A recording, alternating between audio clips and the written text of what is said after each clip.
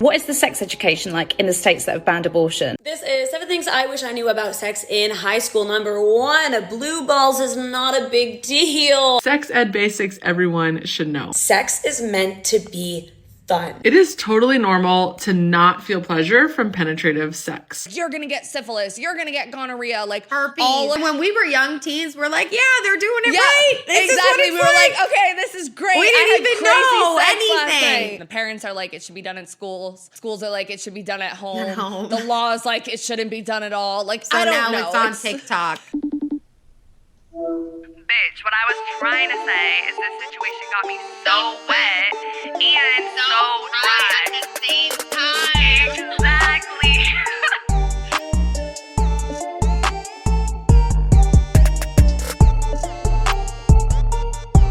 What's up, bitches? Welcome back to another episode of So Wet, So Dry. I am one of your hosts, Autumn, like the season. Burlesque with Christina Aguilera is my favorite movie, and I work in entertainment. And I'm your other host, Fiji, like the island, like the water. Flu season is in full swing, and I'm feeling the effects, and I work in social media and marketing. If you guys are new here, tuning in for the very first time, what we do is we explore duality through deep diving topics about sex, relationships, and personal identity, all where internet trends and reality collide. We post polls on our Instagram story at So Wet So Dry, the O's are zeros, every single week for upcoming episodes. So make sure you're following us there so you can participate in the polls and submit a question or a story for the episode. Wherever you guys are listening right now, please also make sure you follow and subscribe, give the video a like, drop a comment, let us know what you thought or extend the conversation. You can always email us at sowetsodry@gmail.com for topic suggestions and things like that. And you can give us a review on Apple or Amazon or Spotify, and it would mean so much to us. So make sure you do that and then come back and listen.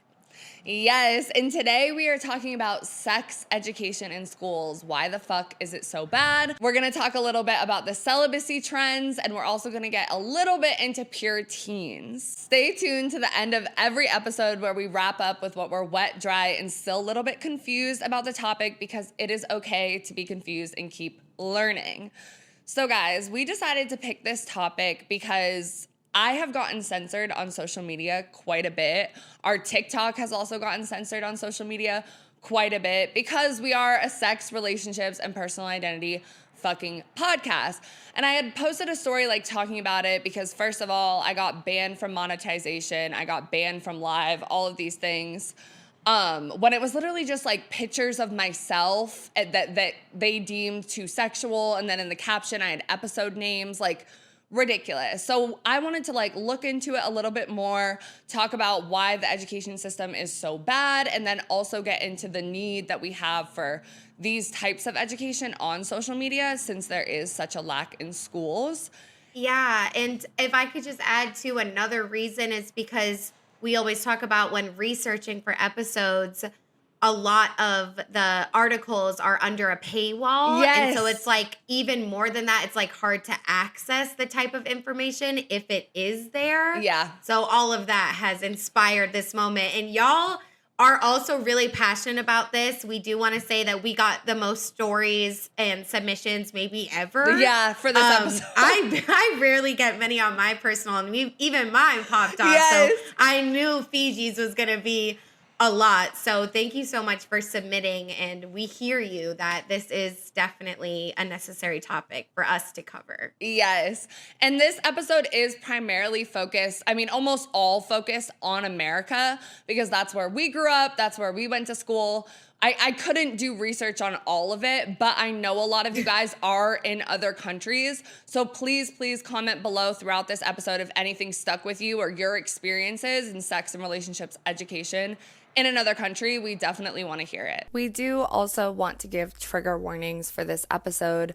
We do talk about sexual assault, domestic violence, rape, racism, homophobia, etc. We don't get into graphic details, but we do think this pertains a lot to sex education in America. So please be kind to yourself when listening or watching this episode. If anything is too much for you, please don't feel pressure to watch. There are other videos. We have included resources in the description for Hotlines, as well as more resources like Planned Parenthood and all of that good stuff in case you guys want to learn more or in case you are in a crisis and need help. All right, guys. So first, we are going to get into the racist, violent, puritanical, and repressive history of sex in America. I know it's a mouthful. I wanted to root us in some history of America as a culture and how we've looked at sex, because I think it's important, especially when we consider that sex education wasn't even talked about until the 1960s, and how much of those like former beliefs influence the sex education that we have today. Yeah.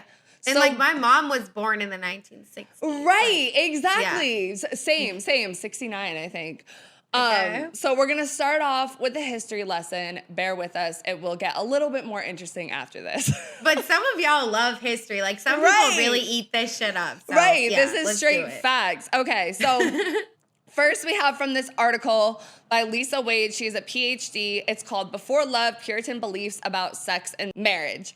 So when the Puritans landed on the rocky east coast of America in the 1600s, they brought with them the belief that sex should be restricted to intercourse in marriage.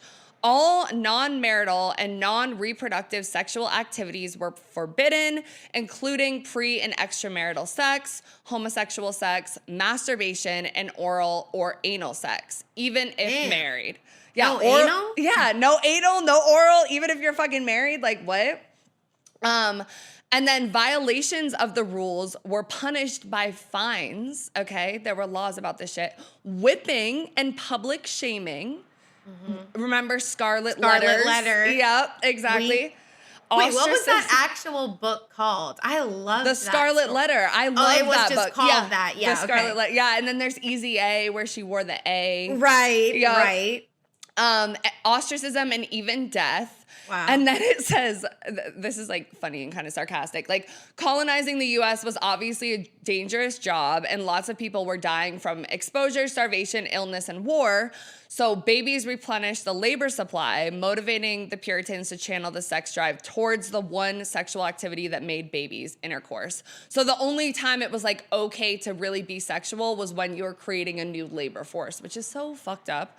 Right. And then having intercourse with your spouse wasn't only allowed, it was essential. Women could divorce men who had been proven impotent, which is interesting. Like, okay, we gave women a right, but only if men's like that's like patriarchal as well, because like, what is a man? His value only lies in his ability to like recreate. Wow. So yeah, kind of Impotent as in the sense that his sperm is not sperming. Right, his sperm Got isn't it. working, or he can't get hard, like he can't create babies, kind of thing. Yeah. Damn, Crazy. That's crazy. Crazy. So now we have another article called Let's Talk About Sex and Repression in America. And Rebecca L. Davis is the author of Fierce Desires, A New History of Sex and Sexuality in America, which I really want to read. And she divides American sexual history into three sometimes overlapping eras. So the 1600s to the 1870s, the 1840s to the 1938, and then 1938 to 2024. Damn. Right. 1930 to 2024? Yeah. I'm like, okay. But Okay, and there's this is different like things. current. Yeah. She just wrote this shit. Yeah, she just wrote. I know. I want to read this book. Like every time we do an episode, I'm like, bro, this is books your I list want to is read. getting really long. I though, know with books. it's bad. So from 1600 to 1870, bundling, whereby courting couples spent the night together before they wed, was so common that by the 1770s, between 30 and 40% of the brides in New Haven were already pregnant when they spoke their marriage vows. And shout out New Haven, that's Connecticut, where I'm originally from. Contraception and abortion were also widespread. Many women use pessaries, a substance or device placed in the vagina to block or neutralize sperm. And pharmacists restocked herbal remedies that they euphemistically claimed could restore women's periods, that is, terminate pregnancies. Marital rape and domestic abuse cases were rampant and largely unregulated. Divorce was difficult and in some states impossible to obtain.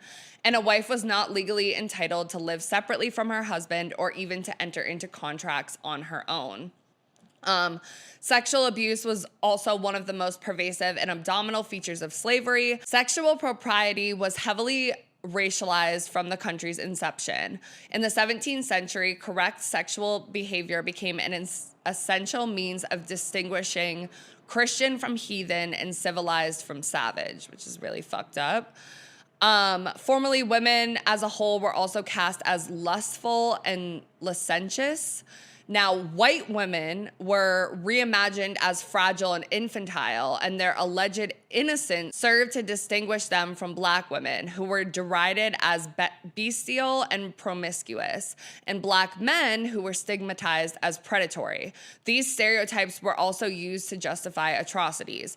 For the next 2 centuries, black men suspected of seducing white women were beaten or lynched, and enslaved black women endured rape at the hands of their exploiters. So, this is the stuff that America is founded on. So when we get into sex education, I don't talk about it too much throughout this episode. We talk about how a lot of sex ed is homophobic, but we also have to think about sex ed being racist as well. Yeah. So then we move into the 1840s to 1938, and the anti-sex vigilante Anthony Cornstalk successfully campaigned for the passage of the Act of Suppression of Trade in and circulation of obscene literature and articles of immoral use, or as it is commonly known, the Cornstalk Act. The infamous policy outlawed interstate trade in erotica, a category that included contraception and abortifacient. So this also outlawed any literature that was pornographic or whatever that meant, because that's a wide range. Yeah. Exactly. As enforcement agencies and vice squads sprung up right and left, several prominent abortion providers found themselves at the receiving end of Is it Comstocks? I've been saying Comstock. Guys, it's Comstock, not Cornstalk. The M and the RN look so similar, but anyway. No, can we talk about that? Because the only thing separating is what you delete that one little line. That little line, and Cornstalk is so much more familiar. Anyway, Comstock. So abortion providers found themselves at the receiving end of Comstock's zealous harassment and ended up taking their own lives. Wow. Bro. Davis notes in an epilogue that certain contemporary conservatives are so unabashedly enthusiastic about this period of American sexual history, they are attempting to summon the ghost of Anthony Comstock. Are you fucking joking? Yeah. In that sentence, she's talking about currently with us banning abortion, which we're going to talk about a little bit and how that impacts. The parallels, and people wonder, and I'm guilty of this myself, how could this possibly happen? But it's we should have been I don't know, waiting for it to happen, predicting it, that it's gonna circle back to everything. And it's been, more hidden. That's what we talk about. The racism's more hidden. It's more hidden. But it's blatant. It's not hidden. It's really not hidden. I mean, it was literally written into laws. And we say all the time, history repeats itself, da-da-da. We're going through, a whole new era of literally the Comstock era. Now we just have technology, and it's but what else is fucking different? Because a woman, I think it was in Florida, a woman died recently from getting an abortion, but it was too late, or something happened because she didn't have access to an abortion. We're literally going through, exactly, we're going through these phases all over again. It's fucked up. So then we move on to 1938 to 2024. And speakeasies thrived in the Gilded Age, and in the late 1800s and early 1900s, queer desire flourished behind the scenes in secret societies, at drag balls in Harlem, and among female blues singers who performed in top hats and tails. Hot. So fun, right? In a later chapter on the politicization of abortion in the 1990s, when religious extremists staged violent attacks on abortion clinics and even killed providers. Davis insightfully observes that the members of the non-nascent anti-abortion movement were not single-issue voters because, quote, the abortion issue became a referendum on the sexual revolution, gay rights, and feminism. Abortion opponents described the procedure as an assault on the American family because they argued it untethered reproductive sex from marriage, women from men, and men from their responsibilities as family breadwinners. Abortion struck at their beliefs that the conventionally gendered heterosexual family held the nation together. So I just read a book about abortion, like all the laws and stuff since like, I think it was like the 1990s. And it talks about that as well. Like abortion is so closely tied to homophobia and anti-gay marriage and all of those things. Like feminism as well. Like it's all grouped together as an idea that's like ruining the American family, which is just and like. I don't want to go off topic already. We're only 10 minutes in, but I do want to ask you, like, in your experiences in like Catholic schools or like even Jewish schools or whatever, like, did they talk to you about abortion as children, or they just never brought it up? Because if you guys are listening, like, I didn't grow up religious. I have no religious background whatsoever. We went to Unitarian church on Christmas. That was about it. I was like in a queer youth group. Like that was so I'm like, the reason that Christian people, a lot of them don't like abortion is because it's not quote unquote God's plan. Like if a baby is a miracle, It's murder. like Mary was like, so it's like, that's so cruel. Okay. And Yeah. so did they talk to you about that? Honestly, like, and we're going to talk about this because someone I went to Catholic school with submitted a listener story and was like, Yikes. like Catholic school, as you know, had no sex education and it really should, which is another thing. Like there's I mean, maybe if you go to Catholic high school, which I didn't, they might have something, but where I went, they had nothing. Okay. So we didn't talk. It's so weird because in Catholic school, like we had religion class. I don't remember anything like specifically, but I do always remember knowing that like abortion was against the Catholic faith. And I do like, if I think really hard about it, I want to say that the way that I found out about what abortion is probably from religion class and Catholic school, because like they are very firm about their beliefs about certain things. And I think it's so weird because homosexuality, I mean, I growing up, I had like gay male role models in my life. So like I was always conscious of like, oh, it's okay, like that's fine. And like the teachers were weird about it because I think they also know like they're preaching so hard, like love everybody, like da-da-da-da. Like, so to say that is so counterproductive. And I think I remember like, because I think it was around the time it got legalized, like some of the teachers being like okay with it and some of them not. Because I remember watching in Catholic school when Obama was like inaugurated. So it was weird. Like it was like the undertone is like this is against Catholicism, but some of them were more progressive. Yeah. But if it was talked about, it was more like this is a taboo. It was not like, gay rights, abortion. Like it was not like that at all. And I do think the more progressive ones, like they do kind of just like go unnoticed in a sense, because you kind of think, well, no one is progressive because how could you be if you subscribe to that? So interesting. Okay. Yeah, Reading they keep on. it to themselves. So, actually, I do remember one of my math teachers saying something like openly homophobic because some of the girls would like kiss each other and stuff. And she said something about that with God. But anyway. I remember one of my best friends in first grade, like she was Catholic or whatever, not the one that my best friend from high school, but someone else.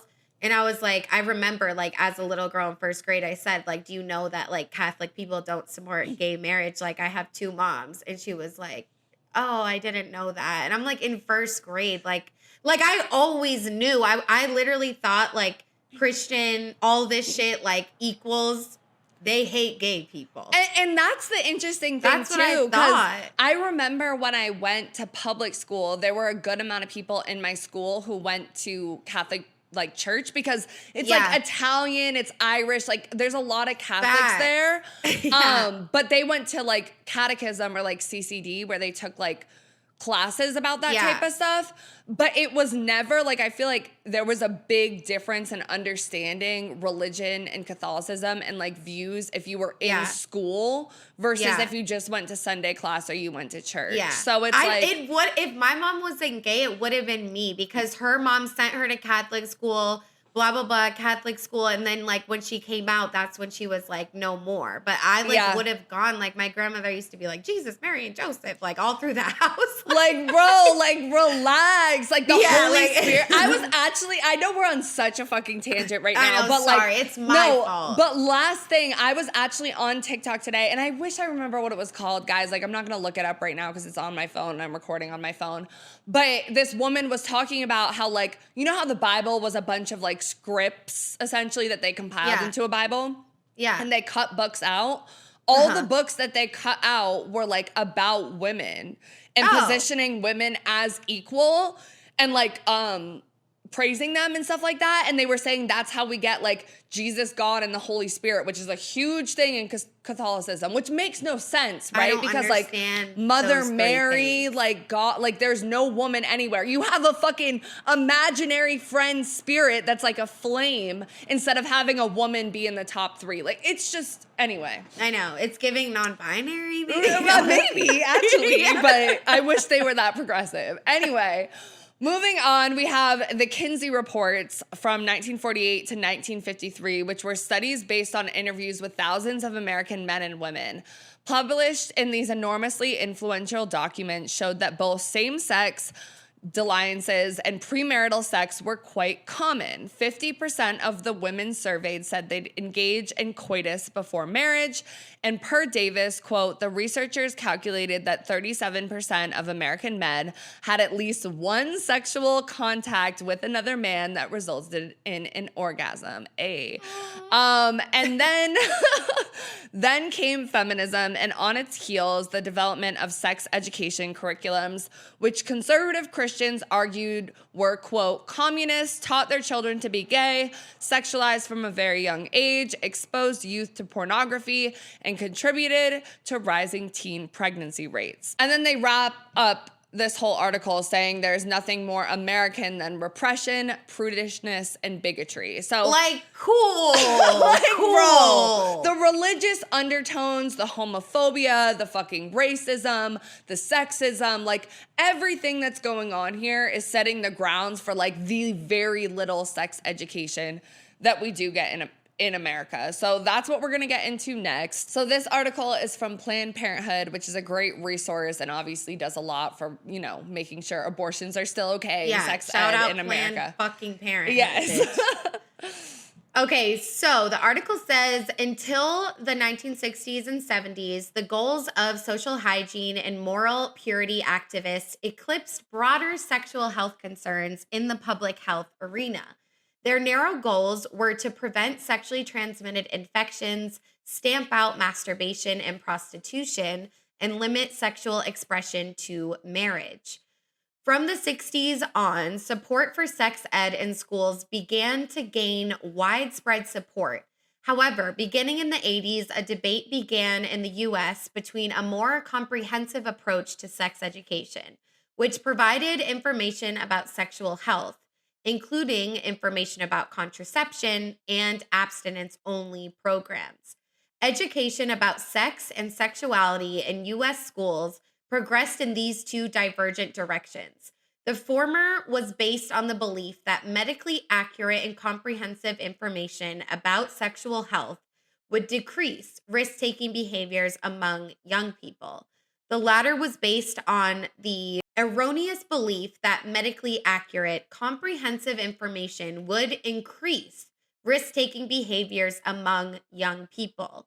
There is now significant evidence that a comprehensive approach to sex ed promotes sexual health among young people by reducing sexual risk-taking behavior. The abstinence-only approach has not shown these results. In 1981, Congress passed the Adolescent Family Life Act, AFLA, also known as the Chastity Law. It funded educational programs to, quote, promote self-discipline and other prudent approaches to adolescent sex or chastity education. Federal funds were developed by churches and religious conservatives nationwide. The American Civil Liberties Union, ACLU, challenged AFLA in court, calling it a Trojan horse that smuggled the doctrines of the Christian right, particularly its opposition to abortion, to public school children at public expense, in violation of the principle of separation of church and state. 12 years later, the U.S. Supreme Court held that federally funded programs must delete direct references to religion. Such programs could no longer, for example, suggest that students, quote, take Christ on a date as a chaperone. Bro, are you By that time, however, some of the biggest federal grant recipients, including Sex, Respect, and Teen Aid, had already had success in getting schools to adopt their programs. In 1996, Congress attached a provision to welfare legislation that established a federal program to exclusively fund abstinence-only programs. Since the inception of the abstinence-only movement, more than $1.5 billion has been spent on programs whose only purpose is to teach the social, psychological, and health benefits that might be gained by abstaining from sexual activity.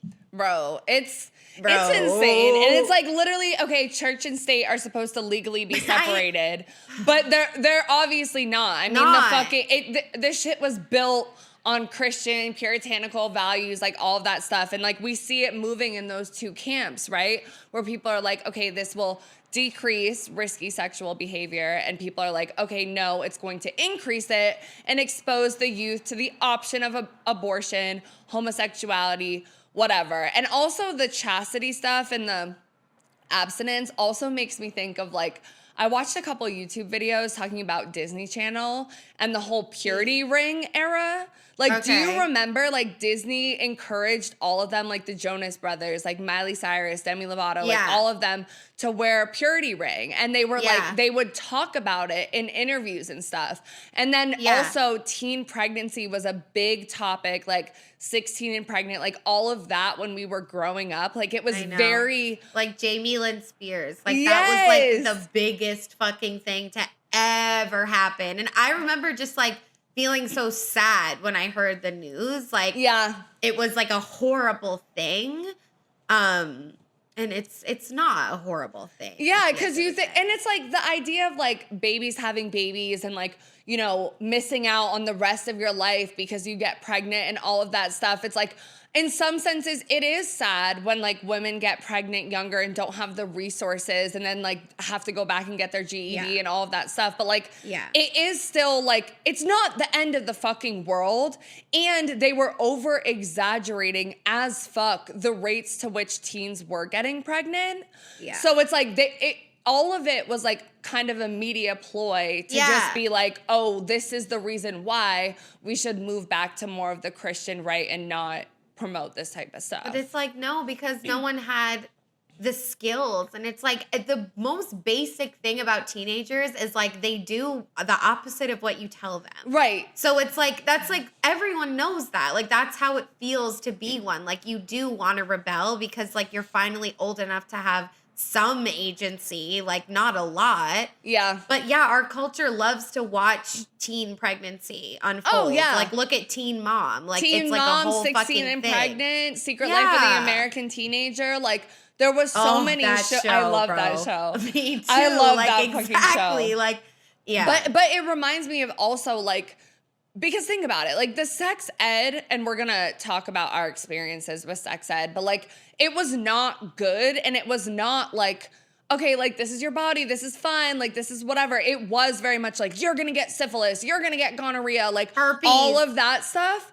And it's like, it reminds me a lot of DARE, like resist drugs and alcohol, like just say no, like all, and that made a whole generation of people that start doing Percocet, start smoking weed super young, drinking to excess super young, like doing coke, like it had the complete opposite effect because the only education that we got was just like, don't do it at all. And if you do it, you're gonna get pregnant or get a deathly disease. When like syphilis, gonorrhea, like that type of stuff, like we have fucking injections, medicine. Like, it can be, Yeah. hello. And even the 2000s movie Mean Girls, like, has that scene, but it's, like, so accurate. Yeah. Like, that is essentially, it's a lot of fear-based education. Yep. I do remember, like, briefly in middle school, but more in high school, I feel like.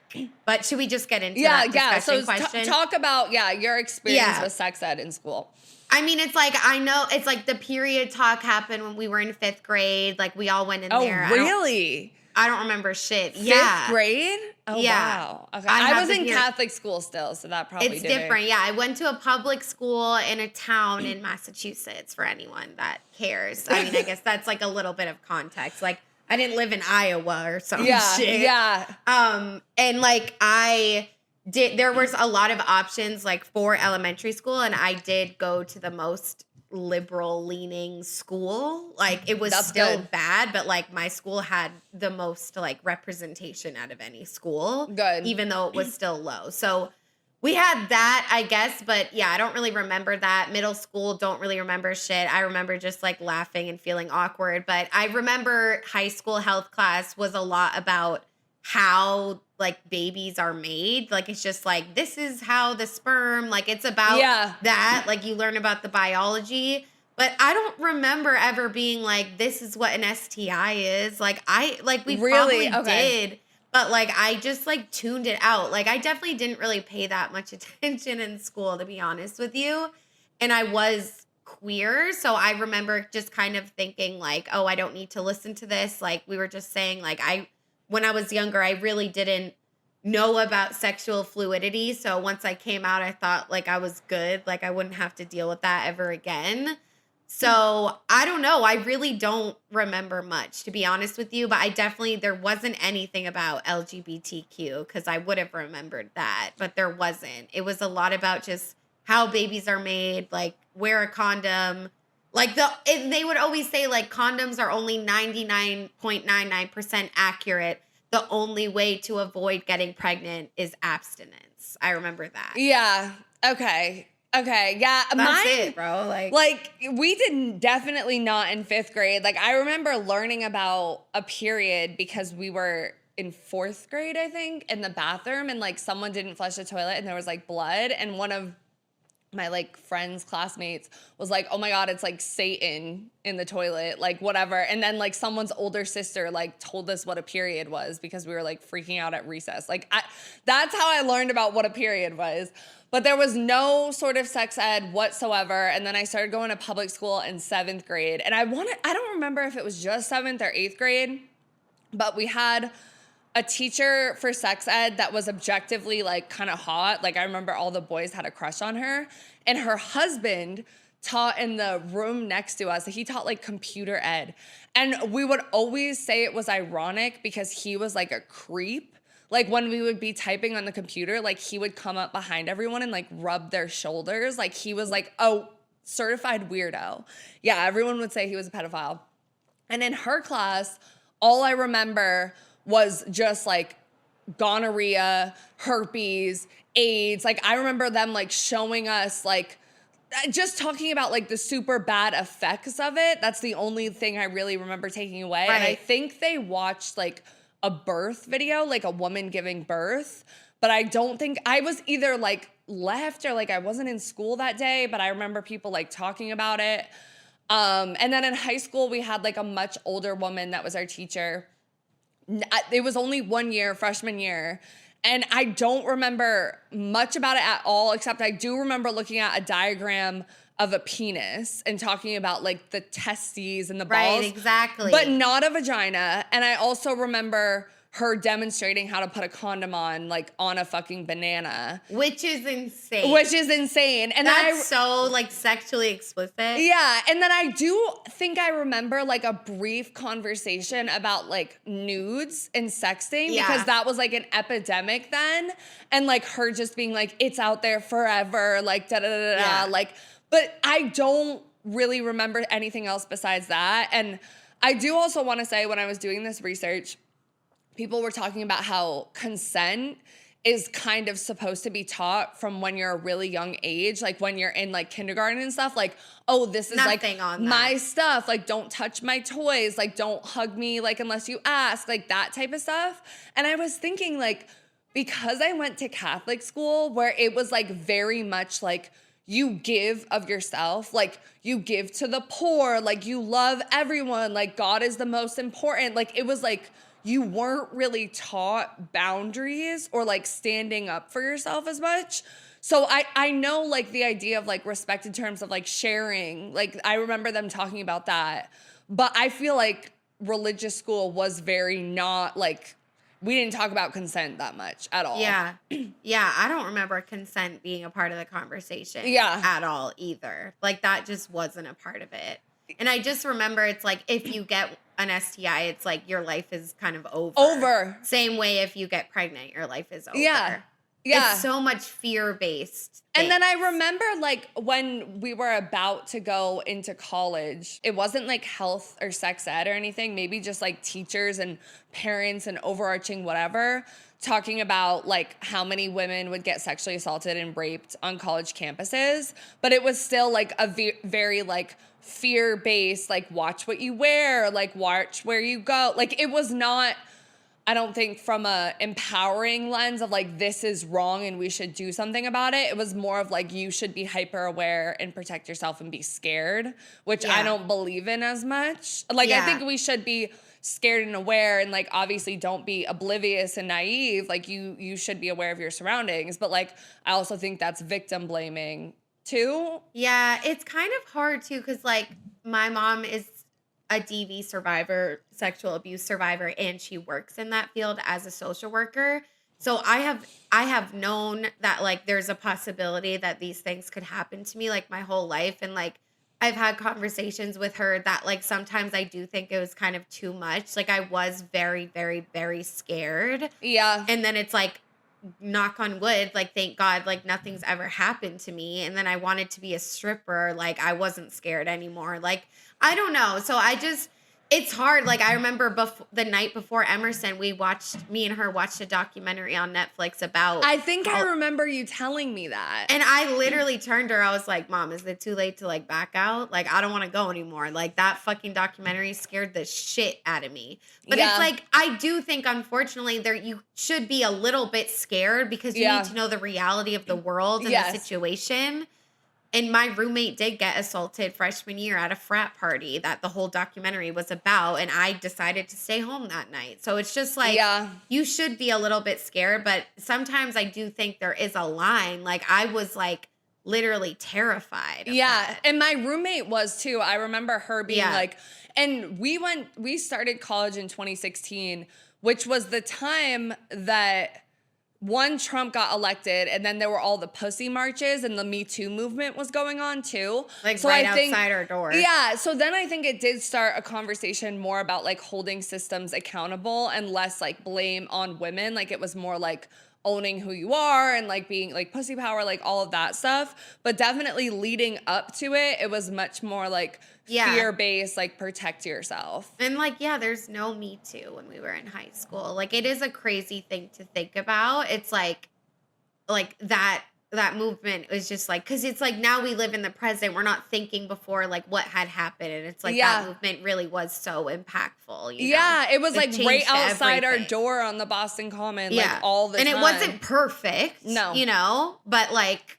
it did have an impact. And like I do also remember all of that stuff, the like be aware of your surroundings, like college rape, college sexual assault, all of that stuff was only taught to women. It wasn't like, oh, boys don't do this. It was just like girls be scared. Right. And that's whatever. Part of and that was the biggest problem. Part of the issue as well. Yeah. We asked y'all essentially the same question. Do you think you had good sex ed in school? And only 12% said yes. And 88% said no. And it's just depressing. Not too much to say, but it's not surprising. I think universally it's like, it's lacking really badly. Significantly, yeah. And I think it could honestly, like, not to be so dramatic, but it could save a lot of people's lives if it was It really fucking could. And just in so help many us ways. have like better sex, better relationships, all of that stuff, which we're going to get into a little bit too, because I don't know, I think it's really dangerous when we don't prepare women for this. And like, I think we're seeing the effects of that when women are choosing to be celibate now and stuff like that, because we've had terrible fucking experiences.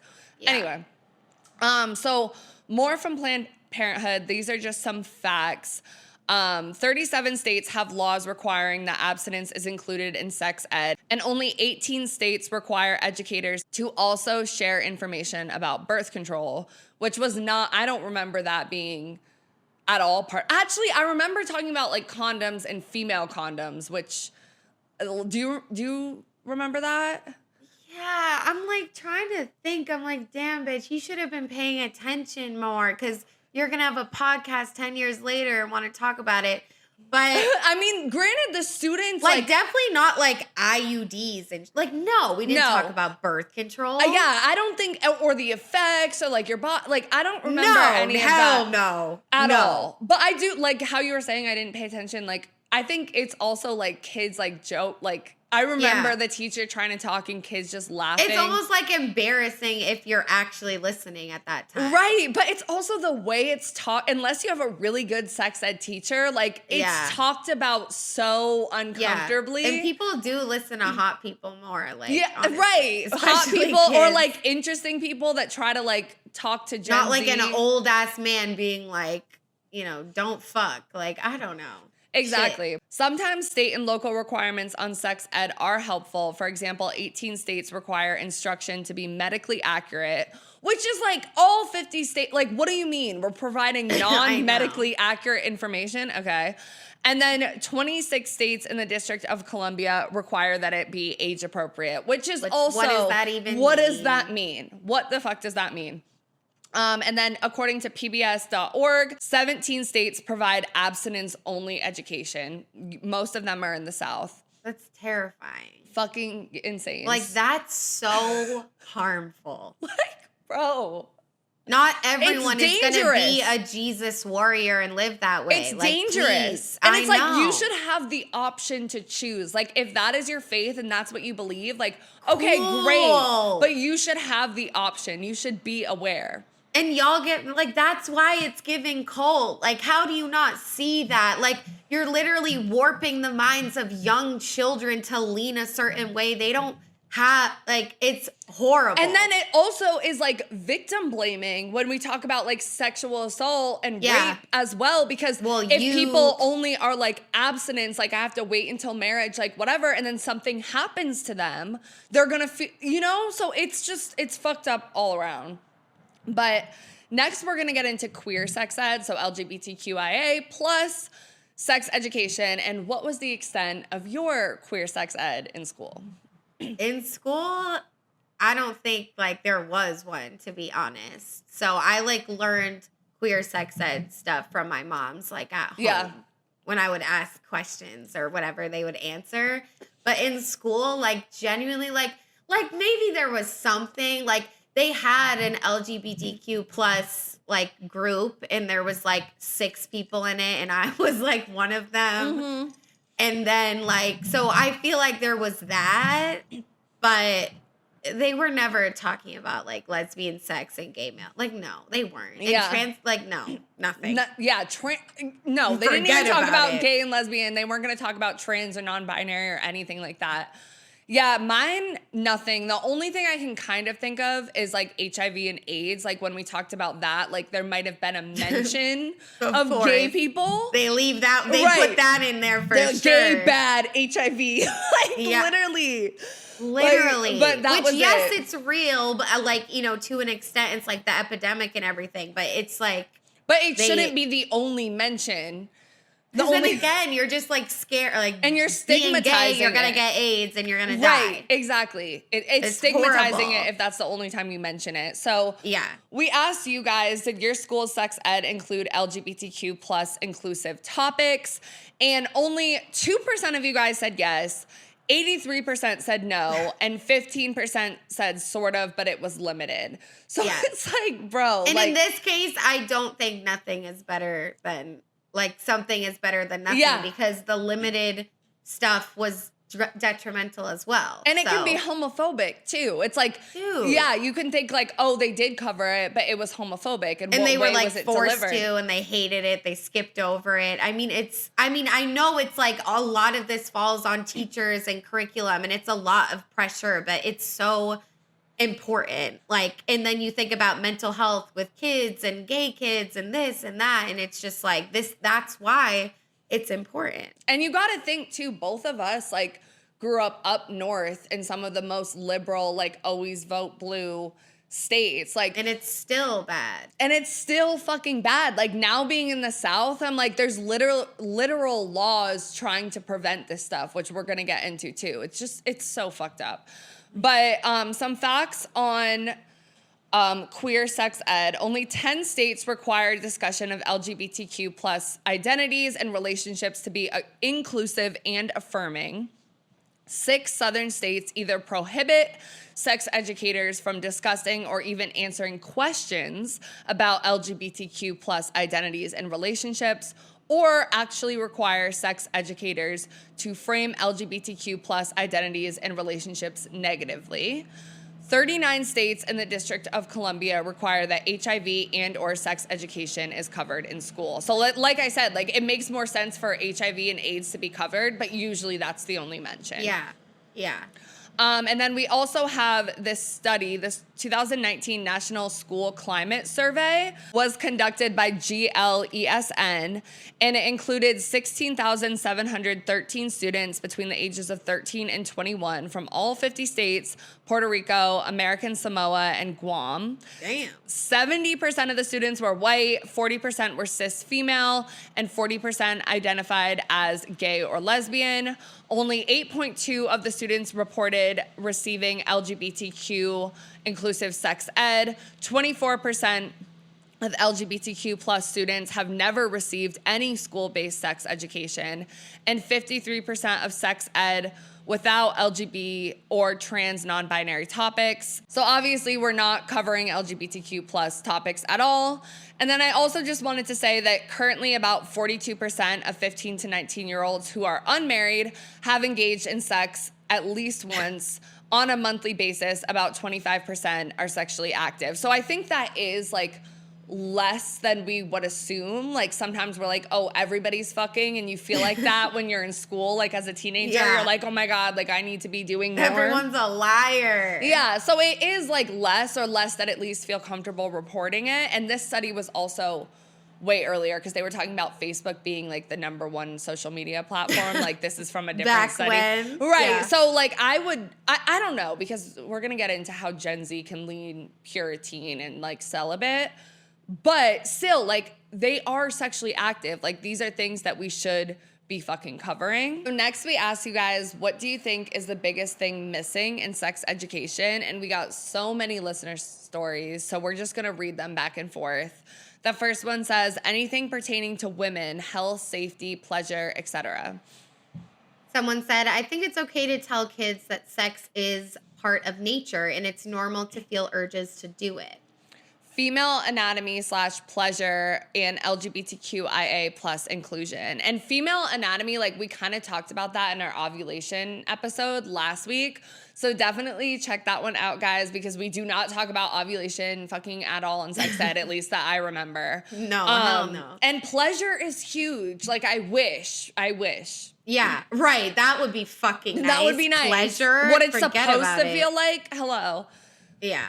I know, because then maybe you would have known, like, growing up, like, oh, wait, why isn't this, Yeah. ridiculous?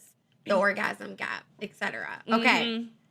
Inclusivity and allowing people to be sexual without shame, fucking huge. This is the person that I went to Catholic school with. They said, I think, as you know, it's really harmful for kids in Catholic school to not get proper sex ed. Amen. The girls and guys need to be in the same room so we can learn about each other. Yeah, there's a lot of separation that goes on by gender. Even for the period talk, like, why the fuck shouldn't they know about that? Yeah. And then also if you have people that are trans or non-binary and like stuff like that too, like you already have reinforcing like gender norms and reinforcing what conversations are for who. Like, I don't know. Next we have, I feel like sexual assault convos on coercion were lacking. Definitely. Non-existent. Shame reduction as a form of harm reduction and focus on safety over abstinence. Yes. Amen. So much shame. Quite literally anything that is outside of cis het norms. Amen. Yep.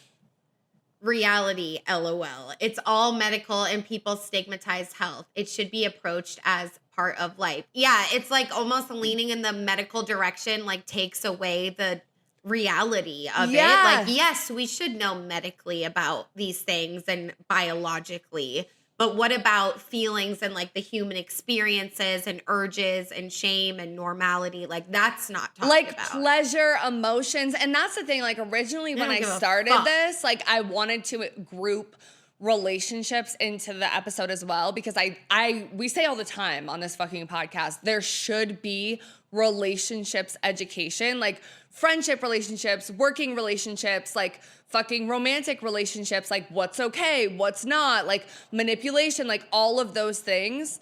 And that's just not a thing at all. Right. Which would help reduce like toxic and abusive relationships. Exactly. Or at least people know the signs and not just like, oh, it's okay. Right. Exactly. And the coercion that the person mentioned as well, like that too. Oh, wait a second. I remember in high school, I was a peer leader with my friends and like I forgot about this and we would go, okay, yeah. And we would go to the middle school and talk about like, unhealthy relationships, like this type of thing. And we would like, I'm telling you guys, I smoke too much weed. I'm sorry. But we would go to different schools and like, we would do skits as in like, oh, you can't wear that, whatever. And people would be like, why is that bad? But like, so no, that's really, I did that in college. I went to a middle school and 8th graders, they picked a topic and they picked domestic violence. And we did like a whole video, like project about it. So they learned about it. But I don't remember, at least we were doing it for like younger people, but I don't remember having anything like that for us. For us, exactly. Yeah. So I think that's why I blanked on it, because I wasn't necessarily learning anything. And I do remember actually like DARE, when the police officers came in and stuff and did their little thing, I remember them briefly talking about like sexual assault and rape in terms of like if someone touches you inappropriately, like say something, tell a teacher, like even if the like adult or whatever is telling you that this is okay or they'll hurt you or something. I remember like a brief amount of that. Yeah. But nothing too much. Yeah, nothing too much. Next we have consent, which is huge. Someone said for parents to know how to handle it without being too graphic. Big. More focus on women's reproductive and pleasure centers. Again, we have the pleasure. Common misconceptions in the true meaning of consent. Period. Never was taught that it wasn't okay to be assaulted. Always thought that it was normal. That is huge. Heartbreaking. That is so fucking huge because we don't know. Like we're taught about it in this sterile way that does not include consent or anything like that. So women are often conditioned to just like give in to things or like let their boundaries be caught, or not even let, because I don't even want to like victim blame, like not be assaulted and not even fucking know. Yeah, exactly. You know? And be like, oh no, but, and like you're it's almost like your brain won't even let you go there because it's like, oh, well, I didn't say no or I didn't do anything. Exactly. Which is like called fawning, like in the Law and Order space. It's like when you kind of just lay there and disassociate and like think that you wanted and it. that's a fear response, like fight, flight, or fawning. Exactly. Yeah. Exactly, bro. It's just because I'm watching Law and Order SVU right now, guys. So I love that show. It's and so I know it's a dramatization. Dramatize it, yeah. Yeah. And I know it's not like real, but like it is like they do have real cases in there that would exist in the real world. Yeah. And like it's true that it's like someone's getting assaulted every like 4 minutes yes. or whatever it is. So it does have some assets. But anyways, this last one says, my high school teacher called on me to teach the class because she said I knew more or something about the split attraction model and being ace/arrow. which is like asexuality versus being aromantic. aromantic. And like the differences between like you could be bisexual, but like straight romantic vibe. Yeah. And I didn't know about this. Like, you know, the split attraction model, because I literally had to look it up. Yeah. No. So that's essentially what you said. So according to the split attraction model, how someone experiences attraction can be split into categories. For some people, romantic and sexual attraction are distinctly different experiences. The split attraction model recognizes that sexual and romantic orientations are not the same for some people. This paradigm recognizes that people can experience sexual and romantic attraction differently, which is really interesting. Yeah. I tried to convince myself that I was bisexual, but like only romantically attracted to women. I tried to convince myself of that for a really long time. Don't think it's true. Yeah. But it would be a great You were situation. exploring it. Like, I it was was exploring a thought. it. I was exploring it, bro. Exactly. But no, it's really interesting, and they definitely don't teach you about sexual attraction versus romantic attraction. It's like we, don't even know that much about it now. It's like that's still something that's very, even with TikTok and all these fucking things. They don't even talk about romantic attraction or anything like that, or really sexual attraction and like what that is. It's just like very like sex is this, like penis and vagina. Yeah. But you assume sex and romance always goes together, but it doesn't. Exactly, it doesn't. Like, there is no casual sex, like whatever, like that type of thing. Yeah. Masturbation even. Nothing about that. Like, I mean, maybe alluded to that boys do it, but definitely not like girls. Definitely. Like, what the that fuck? was so fucking taboo. Like, that was like, ew, like, no, like girls. I didn't even know girls could do that. I know girls way to later. this age that still have never done it. And have never orgasmed too. I mean, not everyone can, but it's like some people have not like explored it because they just, are Like, they uncomfortable might with be their able body. to. Yeah. But I also want to say, like, I think it's good that your teacher, one, it's bad that your teacher didn't know what that was. I'm kind of ashamed that I don't know what that is at first before looking it up, but it's good that your teacher at least recognized that you're more like knowledgeable in that area and gave you the floor to educate the class. Yeah. Because but it's also... But it's also like because so many of the laws and stuff literally prevent teachers from like answering questions or talking about LGBTQ plus issues at all. So in another school district, that might not be allowed. But like you're probably gonna say, it's still the bare minimum. It's the bare minimum. I was gonna say it's like it shouldn't necessarily fall on your back though, because you're seen as different and you're gonna know more. Right. So, but it's also like, yes, like it just depends on the person. Like some people would love to go up in front of the class and talk about it, but what if this person was shy and that's actually like horrifying? Or was like bullied after or something. Like it's much more authoritative coming from the teacher versus being like, oh, this one student that like has a different experience has, like it would be better. Yeah. So now we're going to get into sex education bills and laws in America. Does this bill prohibit conversations about menstrual cycles? Because we know that typically the ages is between 10 and 15. So if little girls experience their menstrual cycle in 5th grade or 4th grade, will that prohibit conversations from them since they are in the grade lower than 6th grade? You're recognized. Thank you, Madam Chair. It would. And so far this year in 2024, at least... I'm so ignorant on this, I was going to say. I know. I had to do my own research too because I was like, wait, what? I don't even know what's going on. But it's important to know, guys. This is real. This is why the election matters. Like, this is important fucking shit. So at least 135 bills pertaining to sexual education have been introduced or are in place nationally, a majority of which would place restrictions on sexual education in public schools. That's according to an analysis by the nonprofit organization Sexuality Information and Education Council of the United States. And then I found this article from CNN that talks about this report. And so 2024 is a record year for sex education bills. And I'm going to put this graphic on the screen, guys. The pink squares are restrictive bills. The green squares are comprehensive bills, and the orange squares are neutral or mixed impact bills. So as you can see, the green is up from last year, which was like a record-breaking low for comprehensive bills.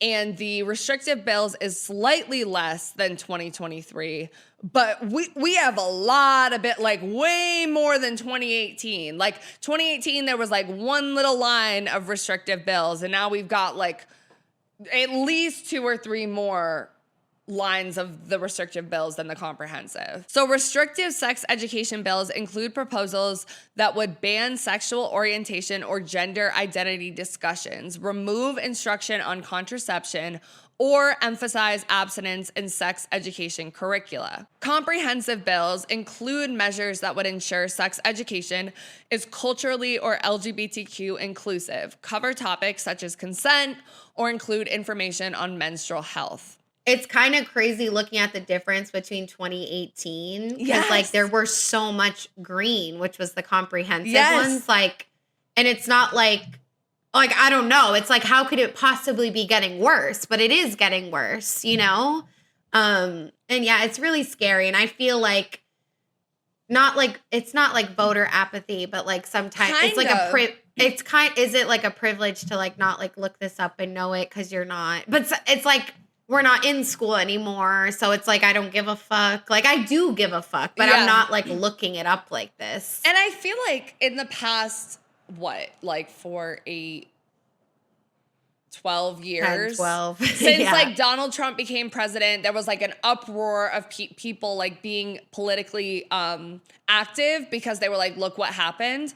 And then I think like post-pandemic and then Biden becomes president, like people were exhausted. Like people were drained, especially on the liberal side of things. Like I know I definitely was. And I know like at least when we left college, like I fell off of like paying attention to a lot of this political stuff because I wasn't in a classroom where I'm surrounded by young liberal people who are motivated and talking about these issues. Like you go into the corporate world and there's no space for that. I mean, politics. It's like you can't talk about it. Yeah, you're not supposed to talk about politics at all. Like it's very and even I remember when I moved to Atlanta and started working at this like regular sports bar and grill, like burgers type shit, our manager told us like, you're not supposed to talk about politics at bars. Like apparently that's a thing, which makes no sense to me because I'm like, whenever I meet new people, I want to talk about issues of fucking gender. I want to talk about like I want to talk about those things, but I guess maybe it's a Southern thing that it's like, that's like etiquette manners. You shouldn't talk about politics in bars, which is so crazy to me. And it hits so much harder now when politics and human rights are so closely connected. Yeah. It's like, that's what it is. It's like, what do you mean we can't talk about that? Right. And it's like in those like, it's spaces. not safe. You're meeting different people. They're usually more diverse spaces. Like I feel like that's where, if you can't talk about it at work, you can't talk about it at bars, you're not getting the education, you're only talking about it maybe with your close friends and family, and that's like an echo chamber. How are you going to change or anything? strangers on the internet. On the internet. Not, like, yeah. It's so restrictive. But and we're not set up, and like everything is so calculated. They know what that does. Yes, they're repressing it. Yeah. Yeah, exactly. That's the word.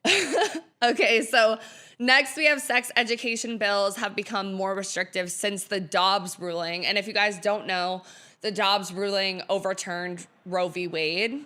So it gave it back up to the states to be able to ban abortion if they wanted to. And you can see that in June of 2022, when the Dobbs ruling happened, the comprehensive bills dropped significantly. Wow. And the restrictive bills went up. And then the neutral bills kind of just stayed at an even. But it's like, again, like abortion is such a key voter issue. And we've heard it talked about in debates like over and over again, like contraception, access, and all of that stuff. It's tied to like, you know, if we're going to have queer inclusive sex ed, if we're going to have sex ed at all, if we're going to have feminist teachings, all of that is grouped together. So next we have this graphic where it shows the number of restrictive bills introduced or active in 2024 so far and the number of comprehensive bills introduced or active in 2024 so far by state. And Oklahoma is considering more restrictive sex education bills than any other state. Minnesota, on the other hand, is considering 7 comprehensive sex education bills, more than any other state, with Hawaii and New York following closely with 6 each. So if you guys live in America, pay attention to this map, look at your state. You know, there is stuff that you can do. You can call your local officials. You can do all that stuff, because this is, especially if you have kids or thinking about having kids, like, this is stuff that directly impacts the future in America. Yeah. Where's Georgia on the map? Georgia is like, it's above Florida?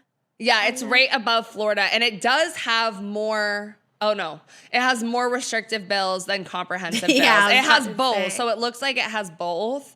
But yeah, it is, California has both too. What the fuck? Yeah, and Georgia has the states with the little X thingy are states that have restrictive abortion laws.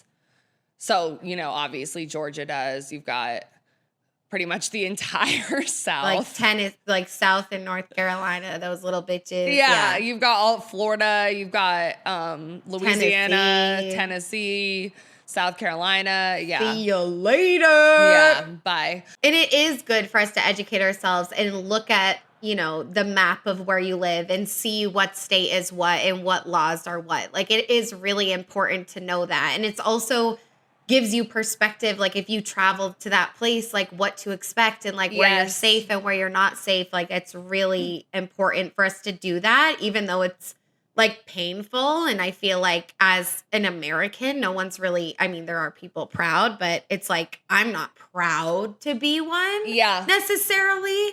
And then it's like, okay, well, you're 26. Why don't you move? It's like, well, it's hard. In a lot of places I'd want to move to, I don't know the language. It's not just like an easy thing to do. Right.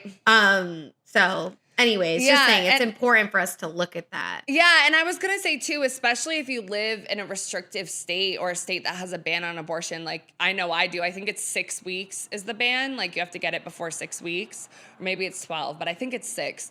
But definitely, like, even if you don't think you're going to get pregnant right now, like, you're not sexually active, like, think about a plan if you have a friend in another state or something like that, like, where you would go, because until these laws change, you never know what could happen. And if you end up pregnant, like, I know I could go to you in California or I could go to my family in Connecticut. Like, thankfully I have those resources.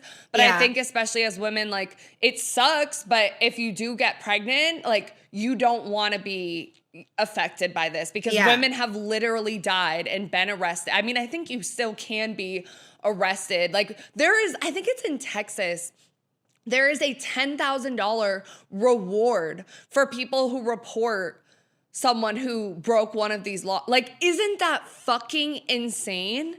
Like, that type of money, even someone that's friends with you that's like a little iffy on the subject could fucking report you. Like, women have to do this in such secret, like abortion clinics, like, it's... And how desperate people are for money. Yeah. I mean, they kill, let alone just say someone, you know?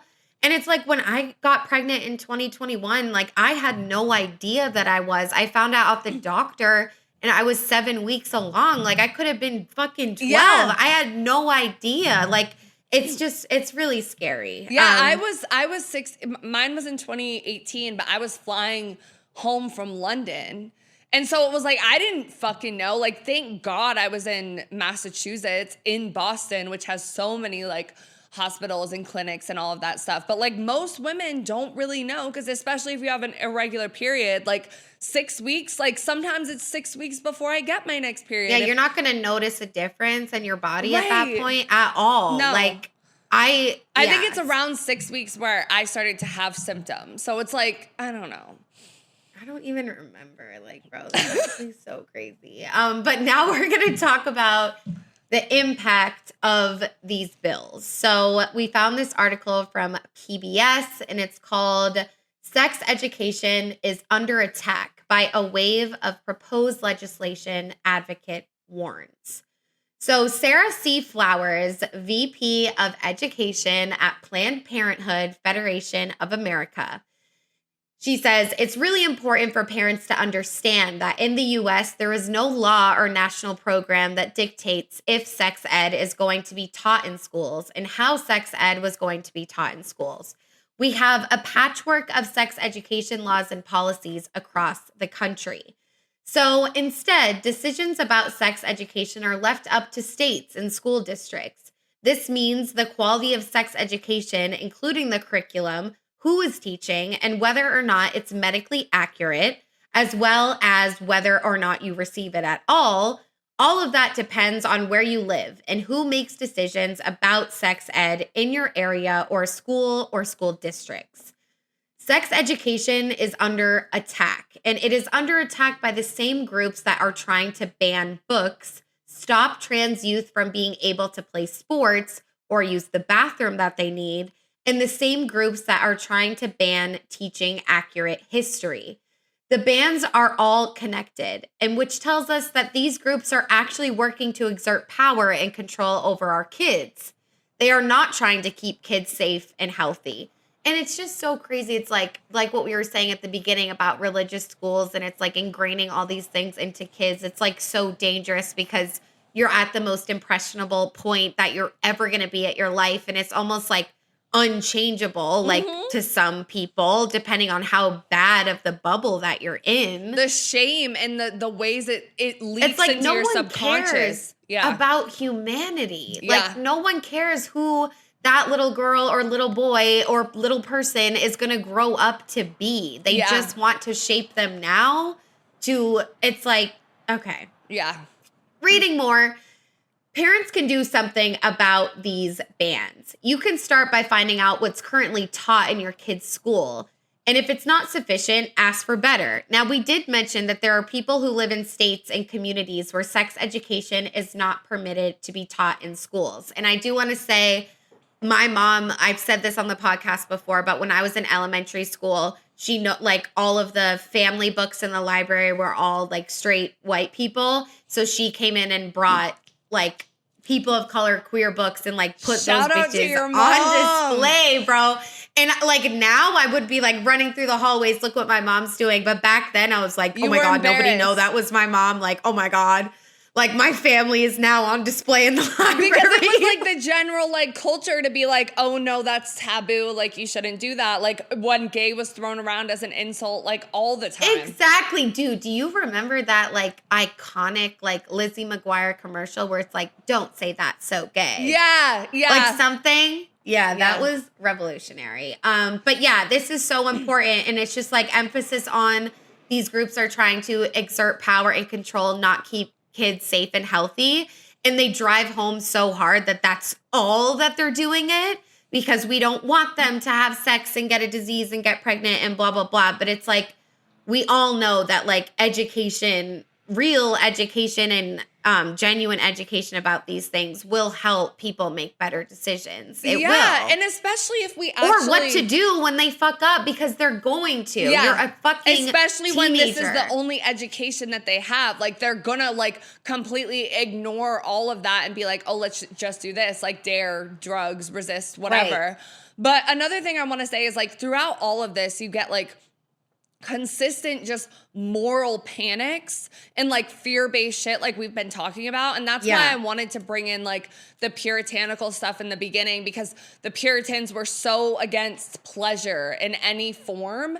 And we see that still in today's society with a lot of these like Christian bills and like the abstinence, like purity culture, all of that. It's all like a moral panic about STDs and about pregnancies and all of that. Never do we talk about like the fact that sex is pleasurable and it can be enjoyed with someone that you love or someone that you have a consensual relationship with.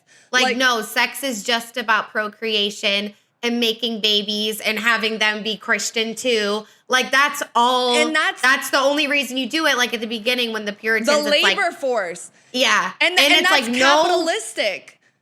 No fun marriage, just procreation. So that's why bitches were having babies left and right. It's the only time they could fuck. Right, and it's the same fucking thing because it's like, it's all to drive the economy, to have more labor, to have more children that are gonna grow up to be part of society and work. Like, it's so... Like, why can't they just say one line about like, because this would help consent and assault too. It's like, sex is supposed to feel good. Yes. So if it hurts, something's wrong. Yeah. Okay? I think that's okay to fucking say, is it not? Like, Right. Even if it hurts, as long as the baby comes out fine, like, no. Like, no. And I And hope- not hurts, but like you're being assaulted. Like it's not enjoyable. Yeah. Yeah. And I was just going to say too, because I know like both of us are 26 and a lot of like our followers, besides on the So Wet, So Dry account, which I think is like maybe a little bit younger, more diverse, like I want to know what it's like if you are Gen Z or Gen Alpha or whatever, and you're watching this and you're learning about sex ed now or more recently, because I want to know how it's been affected since the Trump administration and since it's been like, you know, there's been a surge of more liberal people on social media and all of that stuff. Like, has it changed? Let us know. At least in your, because a lot of teachers are like very afraid of repercussions, but I feel like there are more teachers that are younger, like our age, teaching in schools that are like saying fuck that and like I'm going to teach about this.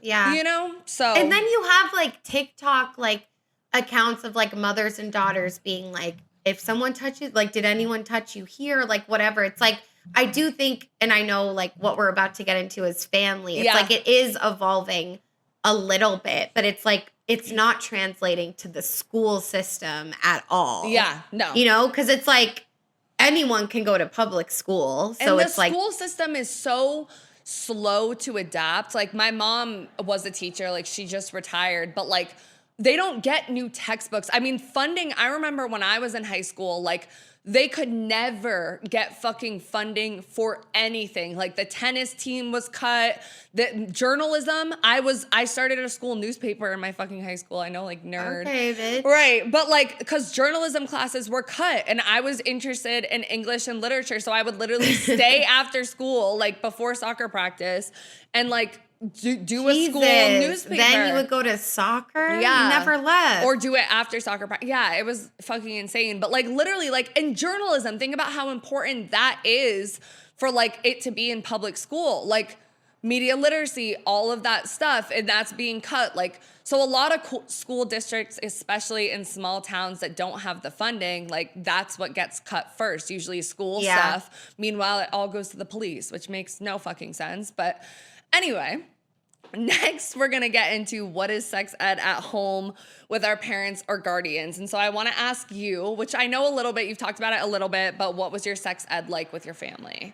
It was definitely good. I always kind of look at it like it was just the most privileged version of it. But like as to specific examples, like I don't really know. Like I said, my mom is a survivor of like a lot of different times of abuse. So I do remember like being a little girl, for example, it's like I would always say the word vagina and like giggle. And she would tell me like, you know, what's so funny? Like it's okay like to laugh. Yeah. But like at the end of the day, like don't be like ashamed of that word. Like she really wanted to like me to feel empowerment with the vagina thing, because like we used to do this thing when I was little that was called relax your body, and like I would be going to sleep and she would like talk like, okay, relax your eyes and your nose, and then she'd like say like your vagina and then I would always laugh, bro. But it's like, that's like dope though, because we always act like she it's just, not a part of our body. It's the same as an elbow. Yeah. Like it's nothing like, and so it's like I remember a lot of that, and just like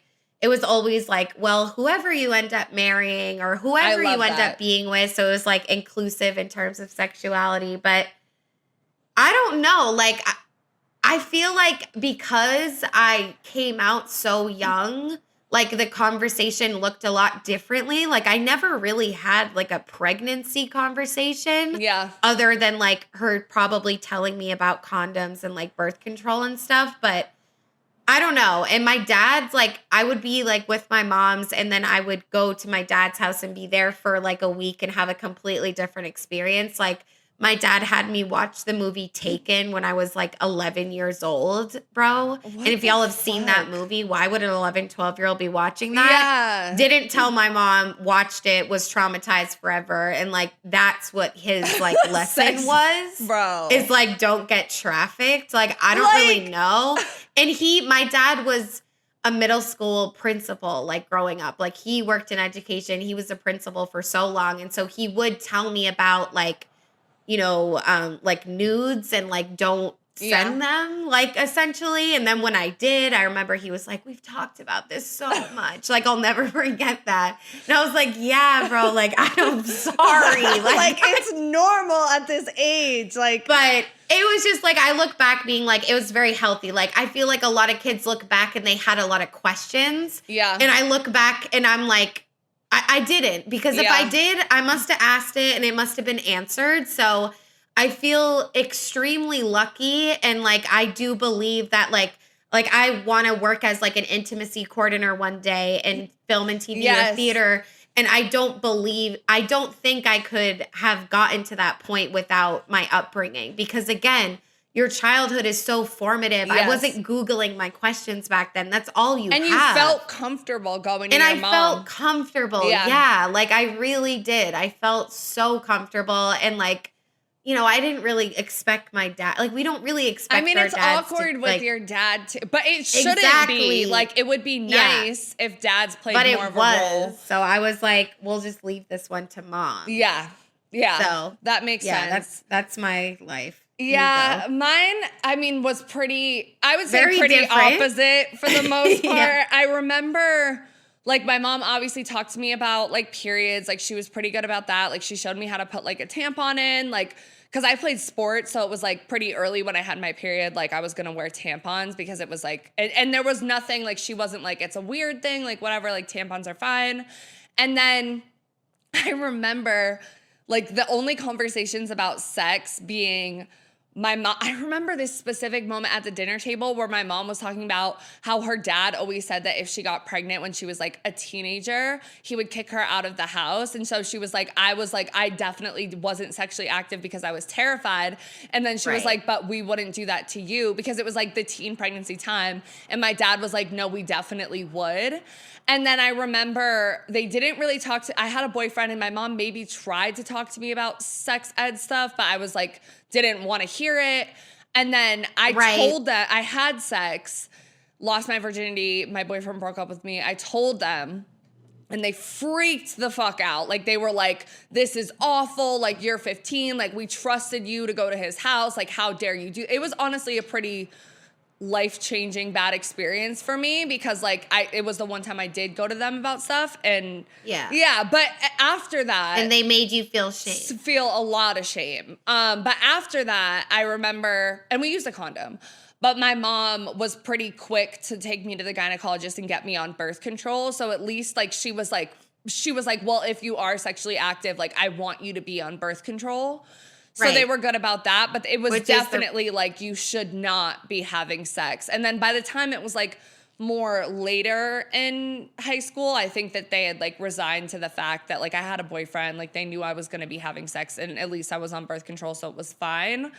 And the only other thing I can think of, which we talked about in last week's episode, was the Body Book by American Girl, which I'm going to put on the screen. And then also like 17 magazine, which I'm also going to put on the screen. Like that, there was like conversations about like kissing and like this type of stuff. But it was like all, MTV, like Jersey Shore. Yeah, but it was all very like male centered. But my mom would, like, I had a subscription to 17 magazine, and like she tried to go over the Body Book, but I was not trying to hear it. Like, Yeah, the last thing I want to say that I actually thought of, like, with the whole teen pregnancy thing, like, my non-birth mom's sister was 16 and pregnant, and she moved in with our family at the time. Yeah. So I feel like it did kind of shape me in being like, you know, her life isn't over, because, like, she has family and, like, people that love her that were, like, willing to help. And when she had the baby, they put her in a program, and she just, like, couldn't get it together necessarily. And like, that's why like they adopted. Now, like I have my brother, like that's him. But it's like, I was like, well, her life isn't over. Like she did have a chance. And like, unfortunately, it's like, she was just too young. Like she didn't want to like, you know, do that. And it's okay. And like, she still has an amazing relationship with him. That's always going to be his mom. So that was, and I was like literally like 6, 7 years old. So I was so young. Yeah, you were exposed to it. But I do like remember they definitely sat me down at some point, like talking about why that was like a thing. Yeah. And you saw her as someone that was part of your family that you loved. And that was so cool. It wasn't like demonizing her, you know? Like, she literally used to, like, twerk in her bedroom to, like, the best music ever. I thought she was, like, so cool. fucking cool, bro. Yeah. And I was like, if it could happen to her, like, it's fine then. Yeah. Like, she, you know? So Yeah. those types of experiences do help shape you for sure, but it doesn't take away from, like, the society and the school. It's like, sure, when I'm at home and I'm around people that love me, I have a different type of family, I'm cool. Yeah. But the second I would go to school as a kid, it's like I would mask all of that and not like bring it up because you were openly. trying to fit in and the predominant culture was not So that it's like- inclusive. Yeah. So it's just so weird that it's like I can't even imagine. It's like you go home and you don't have that. Like you don't have that space. And like my sister's mother was different from my mom. It's like everyone had a different experience. Yeah. So I don't know. It's crazy. It's insane. Yeah. But next we asked you guys, do you think you had good sex ed from your family? And majorly, that's not a word. And most of you guys said no at 84%, and only 16 of you guys said yes. And I would say like I said no. Like for the most part, it was no for me. Yeah. I said yes. So, Yeah. you know, but it's like I can take, you know, things that I learned and pass it on to like my kids or Yeah, whatever. I would And like, definitely. you know, firsthand, like how it feels. And like, you know, it's not an easy task. Because Yeah. like you said, it's like awkward. you didn't want to hear it. Yeah. It's like, we don't want to hear it. It's uncomfortable. We're going through puberty, but it's like, I do believe that it's on, like, parents need to feel that, most of them do, that pressure that, like, this is shaping my kid's life. Just how we say, you know, teachers are like God. They shape our children. It's like, you know, parents do too. And it should be started like kind of young. Like, you know, like there are like LGBTQ plus friendly like children's books. And there's children's books that are like talking about consent in a way that's like 4 or 5 year olds and stuff like that. Like there are ways. And like to talk about your vagina like your mom did to you when you're like young, like stuff like that. That's not like, oh my God, like this is like pleasure sex when you're in kindergarten, but like working up to it so that it's not so awkward when you talk about it. Some kids, like I've had girlfriends in the past and like I'm like not naming names, obviously. Like I've had a lot, so you guys would never figure it out. But it's like they would say like the first time I masturbated was like 6 years old. Like some kids, they didn't know they were. Yeah. But some kids like do that, Yeah. you know? It's not like pleasure is a fucking thing. And I'm not saying you should tell them about masturbating, but it's not like none of that ever happens to them. Like they do feel certain things as well. Because it's like natural. It's your body. Like you could rub against something and feel a type of way. Like it's, you know? Yeah. I can't believe I shared that intimate childhood memory of relax your body. Oh my. No, I love it though. Like I know. It's so your I've mom never too. said that to like anyone. It's so your mom. Yeah. Okay, so next we're going to get into some polls and laws that are discussing the disconnect essentially between schools and parents and how actually a lot of parents do want sex education in schools, but a lot of like the recent bills, especially since 2023 and 2024, and this is a lot of like Trump's campaigning and stuff as well, like the moral panic in the South about like making everyone gay. They're pushing that like sex education and all of that should be done in the home. So we're going to read a little bit about what's actually going on. So we got this from CNN. Bills requiring parental oversight of sex ed became more commonly introduced throughout 2023 and so far in 2024. These bills require educators to adhere at times to stringent procedures to notify and get consent from parents regarding what they can teach their children about sexual health and apply more legal liability for administrators.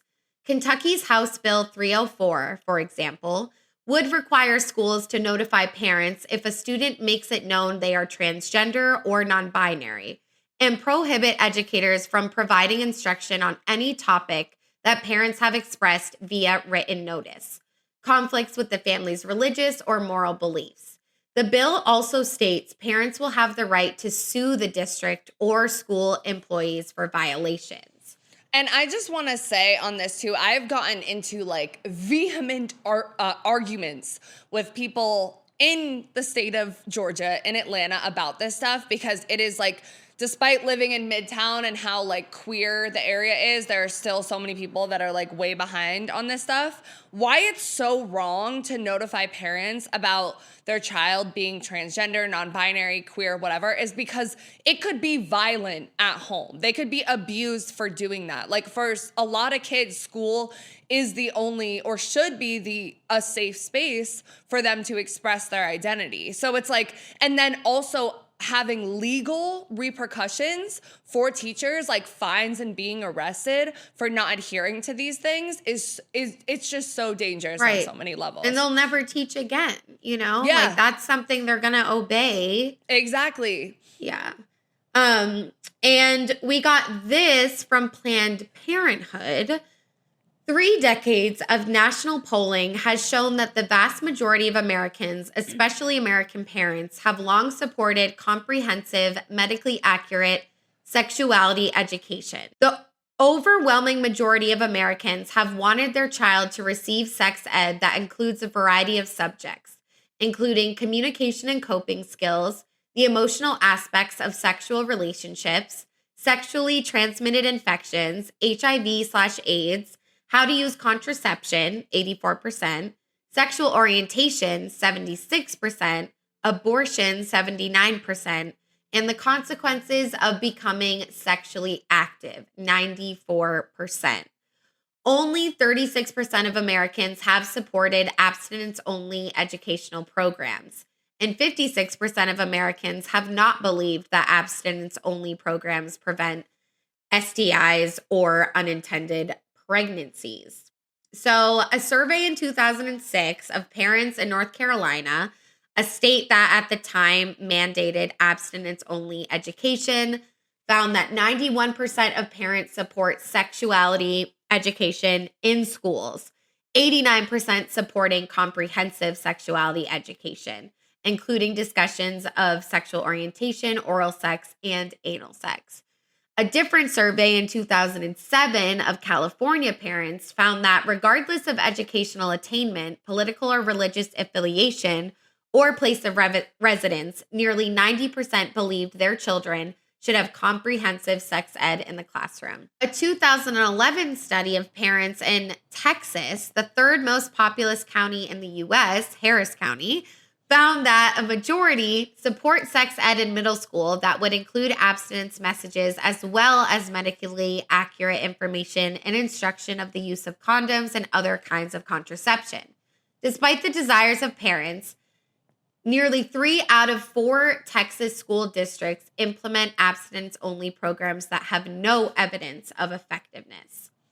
So we can see from these stats that like it is the majority that want like sex ed, like the majority of parents, it's only 36% that want abstinence only education. And like it's so still often the right is having this whole moral panic that it goes against what parents truly want. And like that is the very small portion, like the majority of them want this because it's like, think about it too, like parents obviously should be instilling this stuff in their kids, but they are working full time. They're expecting their kid to go to school and get an education. That's where they are all day.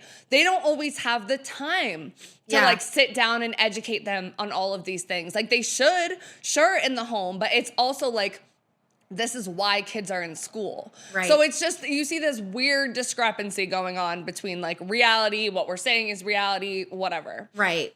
Continuing to read, an overwhelmingly majority of parents, 89%, are talking with their kids about issues related to sexuality, but they aren't always tackling the hard issues.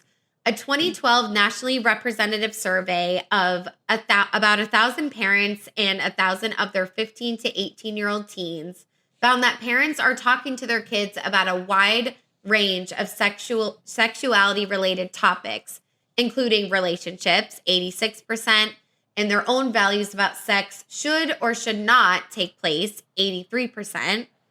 However, fewer parents are talking with their kids about tougher, more complicated topics.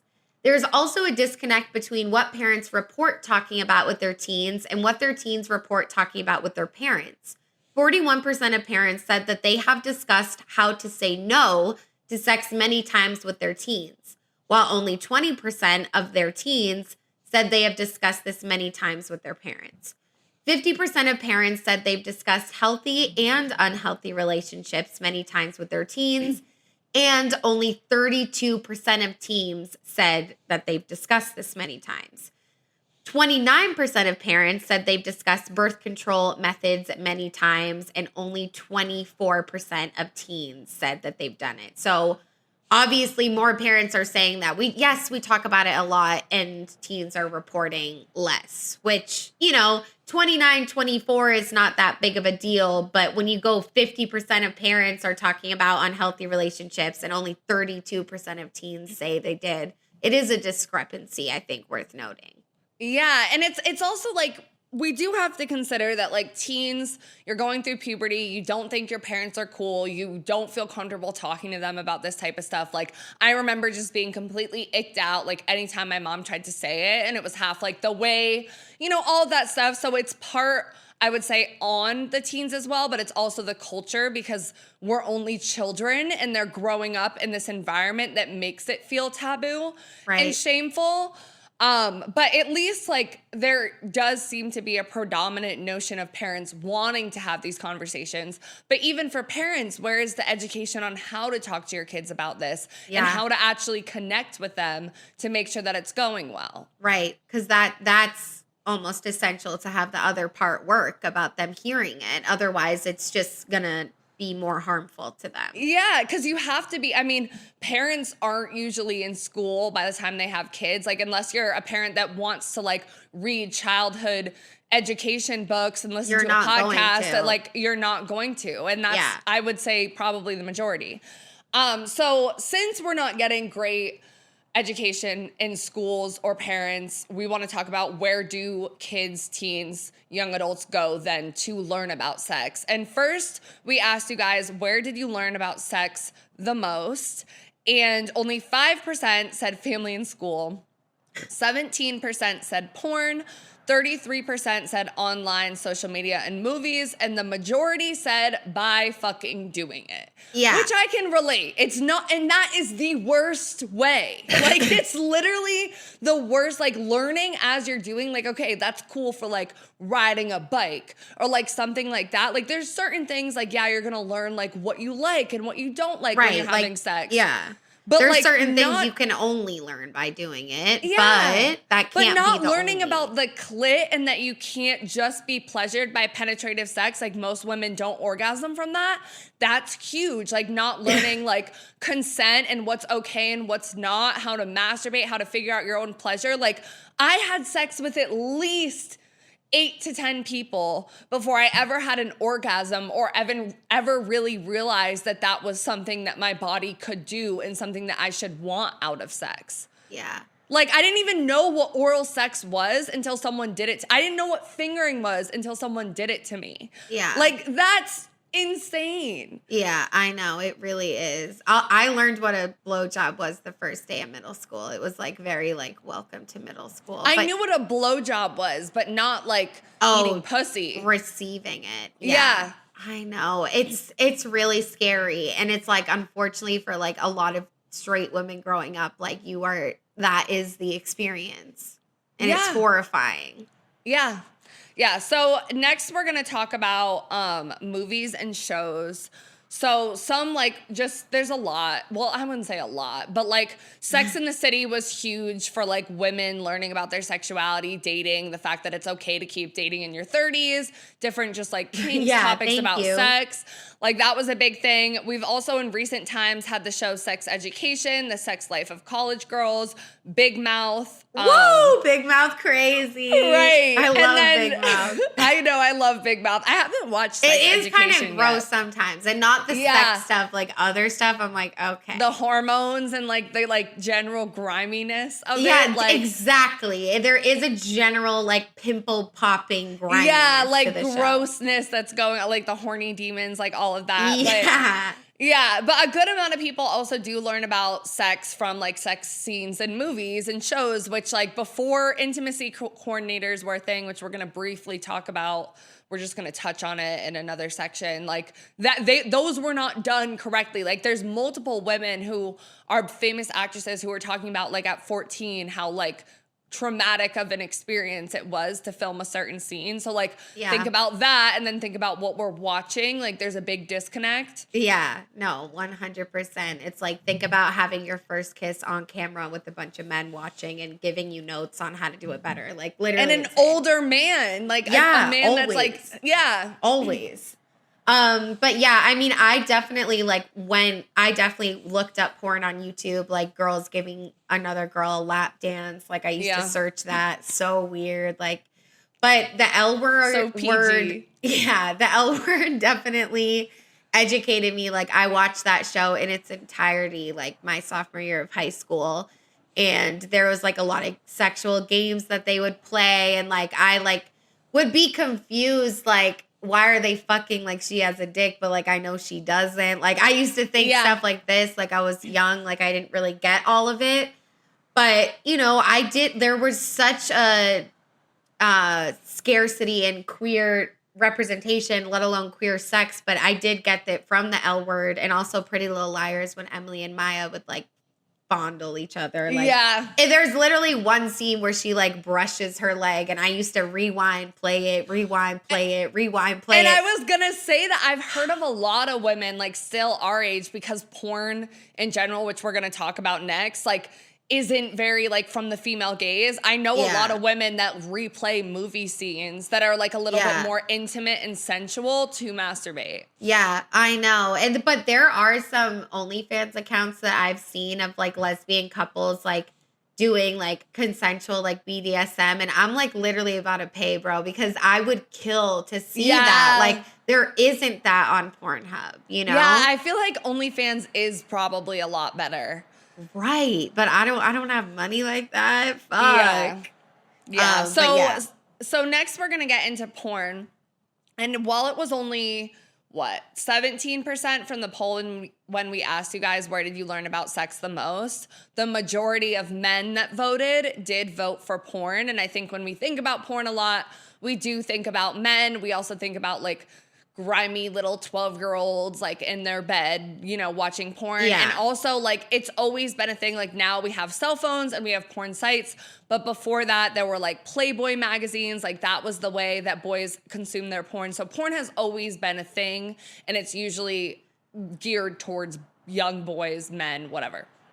So this article called Teaching Porn Literacy from the Financial just has some facts first from Pornhub.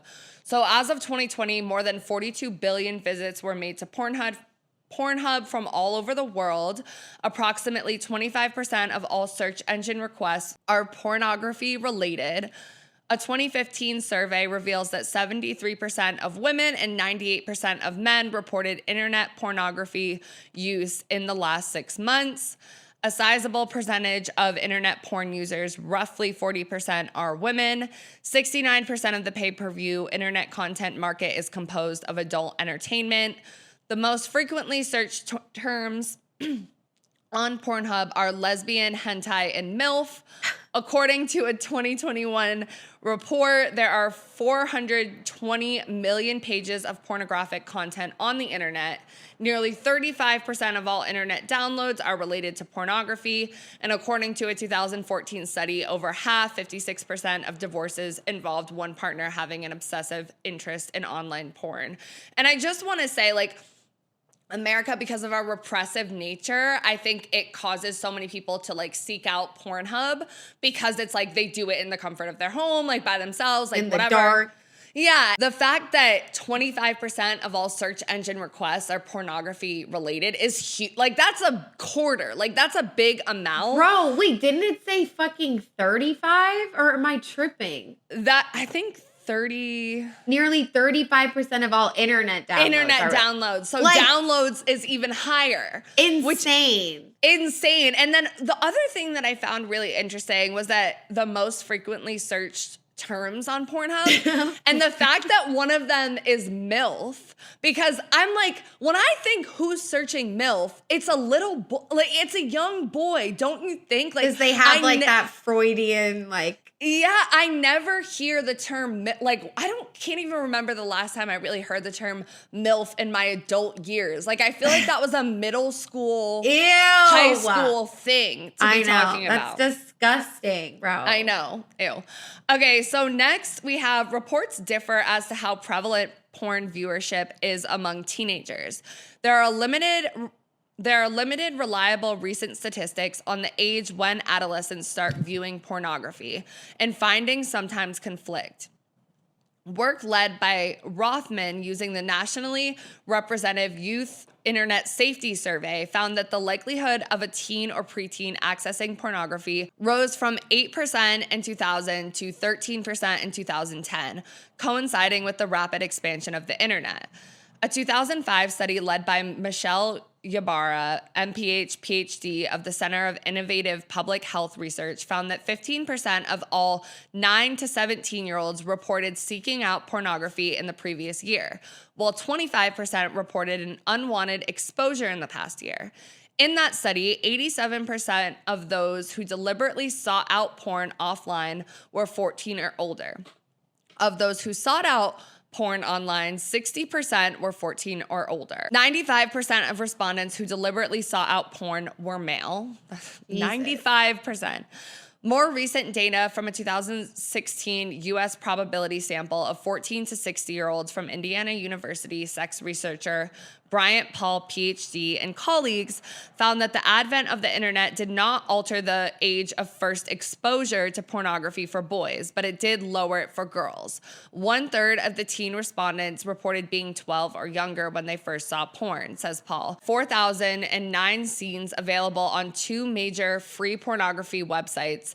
35 and 45 depicted violence, and that women were the target of that violence 97% of the time. In addition, Black women are more likely than white women to be depicted as targets of aggression, and Black men are more likely than white men to be depicted as aggressors. Alarmingly, a study by Rothman using nationally representative data from 2015 found that 1/4 of 18 to 24-year-olds said pornography was their most helpful source of information on how to have sex. Great. Another study found boys exposed to violent pornography were up to 3 times more likely to perpetrate sexual violence and to be victimized themselves, and girls were 1.5 times more likely to threaten their romantic partners with violence. Another study found that same-sex attracted Black adolescent males report learning about sexual positions, roles, and behaviors from pornography, sometimes imitating behaviors like skipping condoms. For a lot of kids, porn is becoming, unfortunately, their primary method of sex ed because they're not getting it in schools and they're not getting it enough at home. It is not a good entry into learning about sex or relationships. And because kids don't have a scaffolding or context for it, they can easily be led into misinformation. Providing scaffolding may help. Using their U.S. probability sample, Paul and his colleagues found that pornography exposure was associated with condomless sex in adolescence. Yeah, bro. They never wear condoms. Never use a condom. Before. Like, what? What? I never even really peeped that. Like, sometimes I look at amateur porn category because I like the realism, and they do. Yeah. Okay. In 2017, Pornhub launched a sex education site called the Pornhub Sexual Wellness Center. The site is linked on the bottom of Pornhub's homepage and covers a variety of information, from basic anatomy to advice on sexual communication within relationships. We get a lot of really basic questions, and I can tell they come from different parts of the world where there is very little sex education. Parts of the world that you like America? Like, right. Hello. Said one of the psychologists who helped launch this site. For me, it's about having a larger reach to educate people. So, this is good, but the reason I'm laughing so hard is because, literally when I think about porn, like everyone knows, if you watch it, and the second it's over, I you can't delete shit quicker. You, like, immediately I'm clear not your looking for resources. Like, anyone that's in a porn mindset is not like ready to like look at an infographic. Bro. And like it's good though. Like, you know, like they It's should good have that they're that. attempting, and I think they are because of, and this is the difficult conversation about porn, and like we're gonna talk about porn addiction next, which like I would love to do an episode where we expand on that more because it's too much Good for one. this episode Yeah. alone. But it's like, you know, kids are going to porn, so it's like there is this big backlash about sex trafficking, about child pornography, about all of this stuff that gets grouped into porn, and then it's like, oh, we should outlaw all of it. And I don't think that's the case at all. Like, I think we should be able to have nuanced conversations about like what's bad about porn and what's not, because realistically, a 13-year-old boy, if he wants to look up porn, it is readily available for him, and he should do that, or he will do that rather. But like, porn in America is so from a male gaze and so violent, and those stats about like the likelihood to commit more violence or even be a victim of more violence is kind of terrifying. And the fact that this is the only source that most young boys are learning from. Like that's why we get people who don't know consent, who are more likely to commit violence and all of those things, because they're watching this like graphic pornography. And especially if it starts at a young age, it just continues to get like more violent. And we are for like, we've talked about BDSM, we've talked about like doming and like those types of kinks. I think those kinks should be covered. And I know it's kind of radical to think that we should cover kinks at all at a young age in schools and in sexual education. But it's like, if these kids are going on Pornhub and exposed to this type of content with kinks, but aren't taught all the like the conversations that happen before you can perform this type of like borderline and violent kink, like, and not even that, it's like, just tell them that porn is not representative of real life sex, because the cause of not telling them fucking anything is making them go to porn, and then that's their only representation. Why would the childlike mind believe that there is any more to that? Right. They're literally watching it like mad videos with the same racist, misogynistic, blatant tone, not even undertones, like blatant misogyny and racism, and like men laughing at women. Like, it's horrible. Like, it's literally horrible. And the only reason I laugh is because like, BG knows, like, I've had porn addictions, like, in the past, like, literally in our, like, sophomore year college, like, I was watching, bitch, like, and I go through waves, like, right now. I did masturbate for the first time about 3 nights ago, though, so that was good, and I'm on my period, so, like, my orgasm was, like, hitting, but it's, like, the reason I laugh is because I know porn, like, I've been on the internet, like, I've scoured a lot of different categories, and it is just, like, so scary that kids grow up thinking that's what sex is. So it's, like, first tell them that porn does not imitate real life. This is a production. Right. And then tell them about kinks. But it's like, just tell them it doesn't, that's not what your first time's gonna be like, okay? Right. Like don't make it like that. And I've experienced that the first time I've had sex with like certain men where I'm like, oh no, they must only watch porn because the way that they're fucking or trying to fuck is just so like flip me over, throw me here, boom, boom, boom. Like so, and I'm like, whoa, like you have to warm it up. Like you got to get it wet. Like did anyone teach you anything? Body, bro. Right. Like what are you doing? Like, but they're just trying to imitate the men that they see in porn. And it's just, I don't know. And when we were young teens, we're like, yeah, they're doing it right. Exactly. We were like, okay, this is great. We didn't even know anything. It's like, no. Like when I rubbed my clit for the first time, bro, the game was over. Like, what? Like, I was like, yeah, that shit was the first time crazy. someone ate my pussy, I was like, oh, like I want this all the fucking time. But yeah, okay. So next, we're going to just briefly get into this article from The Guardian called The Secret Lives of Porn Addicts. I am meticulous about covering my tracks. And there were a bunch of porn addicts interviewed, but 2 of them explained their addiction, and one started watching porn at 9 years old, and one started watching porn at 12 years old. One of them, named Jack, said, I was with a group of friends on a school trip. It was a woman giving a blowjob, something I had never been told about in sex education. One urologist says, 3 years ago, I started seeing more and more young guys coming in with erectile dysfunction related to issues with porn. They need pornography. Because I am that young little that I need. Okay. You need... They need pornography to climax with a partner or to maintain an erection during masturbation.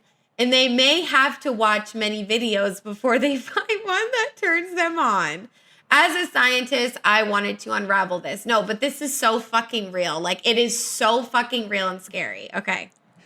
His most recent report states it is difficult to assess the impact that porn consumption has had on young men with erectile dysfunction, as, quote, it is more or less impossible to find a control group that is not using pornography from a young age, and at the same time is not morally against its consumption. Teenage boys getting, quote, performance anxiety is absolutely normal, he says. His solution is vastly improved sexual literacy in sex education in schools and in the medical community. That does not condemn all pornography and masturbation as bad. Introducing shame and guilt has consequences, he says. For example, if someone has a religious background and sees porn as taboo, then maybe this creates shame. Shame, in turn, means that honest conversations around pornography do not happen. And then we have another one of the reported porn addicts named Tony saying, what I think might have steered me away from compulsive behavior around porn might have been frank conversations with my parents. My mother was extremely kind and caring, but with an inability to communicate emotion. So maybe some of my tendencies towards emotional isolation is just that I'm my mother's son. It's hard for me to be sure what is really me and what is me corrupted by porn use.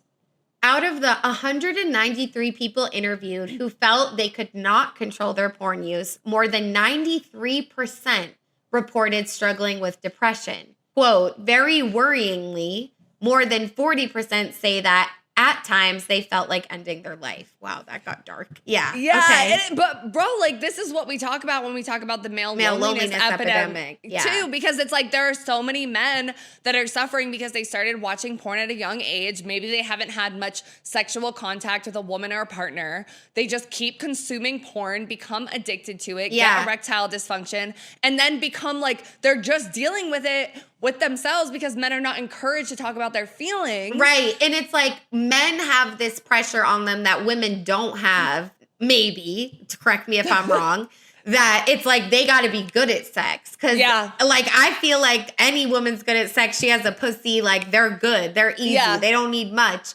But like, it's like you need to know what you're doing. Like if you're, I feel like it's both though. Okay. Honestly, like I felt like from a young age, like with boys, I felt like they always knew what they were doing. And like, I don't, like, you're like thinking about what position your body should be in and like how to suck a dick and like all of that stuff. Like you feel like less well-versed because like they do watch more porn.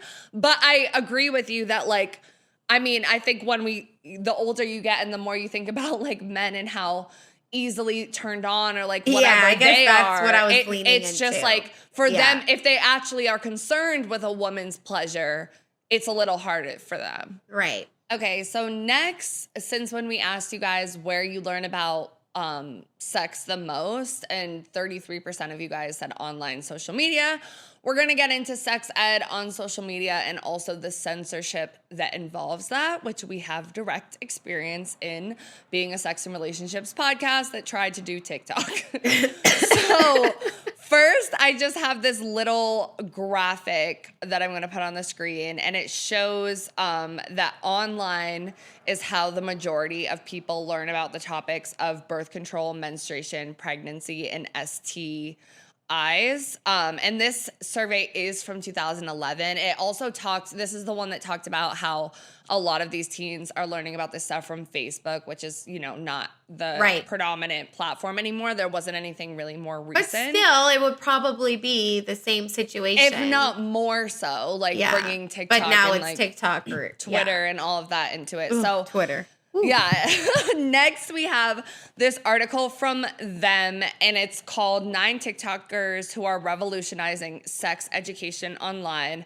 And we will link it in our sources, so I do encourage you guys to go check these people out. Find more education. This is all huge. And I will say a lot of them, some of them have a good amount of followers. A lot of them don't have that many. To be mentioned in this article, it just goes to show how few there are and how much their content is censored. So the article says, by day, 19-year-old Max Fenning is a business student at the University of Florida.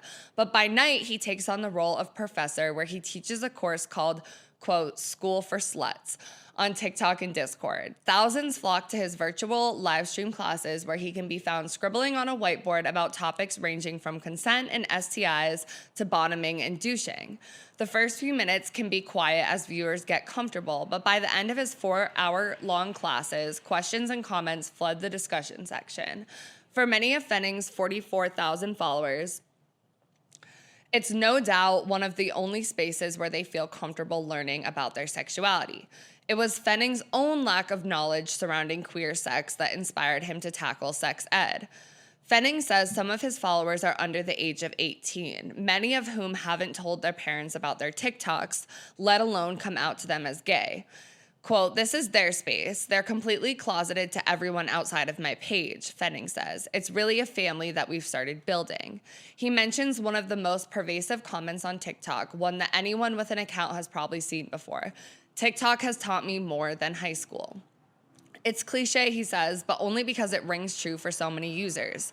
In many ways, you can really learn more on TikTok than you ever could in school, he says. So while this is a pretty positive account of what sex ed can look like online, unfortunately, there is the censorship side, which we're going to get into next with this article called Navigating Sexual and Reproductive Health Censorship on Social Media, which says these platforms aren't just virtual hangouts. They're essential hubs where young minds can find accurate, inclusive information, fostering a future where sexual health is an open conversation, not a hushed secret.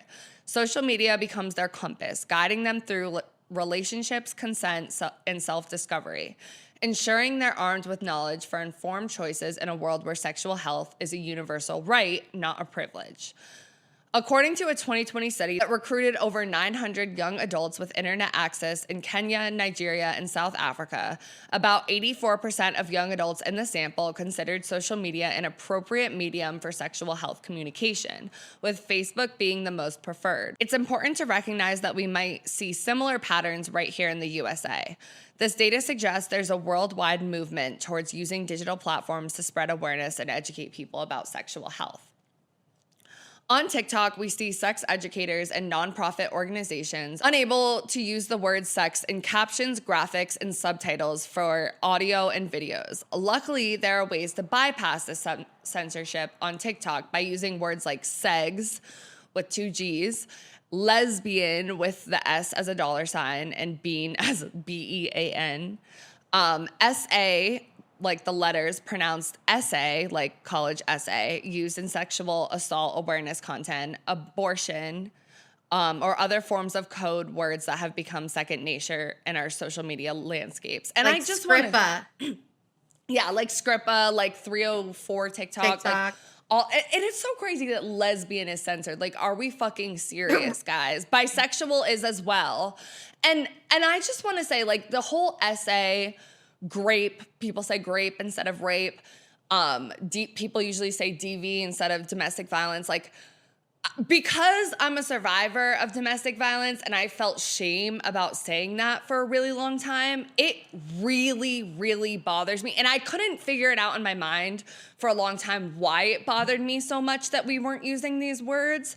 But I think I've come to the realization that it is because of the shame I already feel and recognizing that as a domestic violence experience and like acknowledging it, owning it, and then, you know, ultimately working through it. But and on YouTube, a lot of the video essayists that I watch when talking about these subjects, they will say SA, they will say DV, they will say the R word for rape or whatever. And I just, like, I don't know, like, we're not monetized yet, but I feel so fucking strongly that we need to say the words, because I know. I'm just like, I don't think that should be censored. Like, that is censoring the conversation and adding shame and victim blaming when it's like, people need to know. And I just don't, like, I get language evolves for people to be able to access it and work around these algorithms and platforms. But as protest, I almost want to be like, no, like, fuck that. Like, as a survivor, I just do not think that that's okay.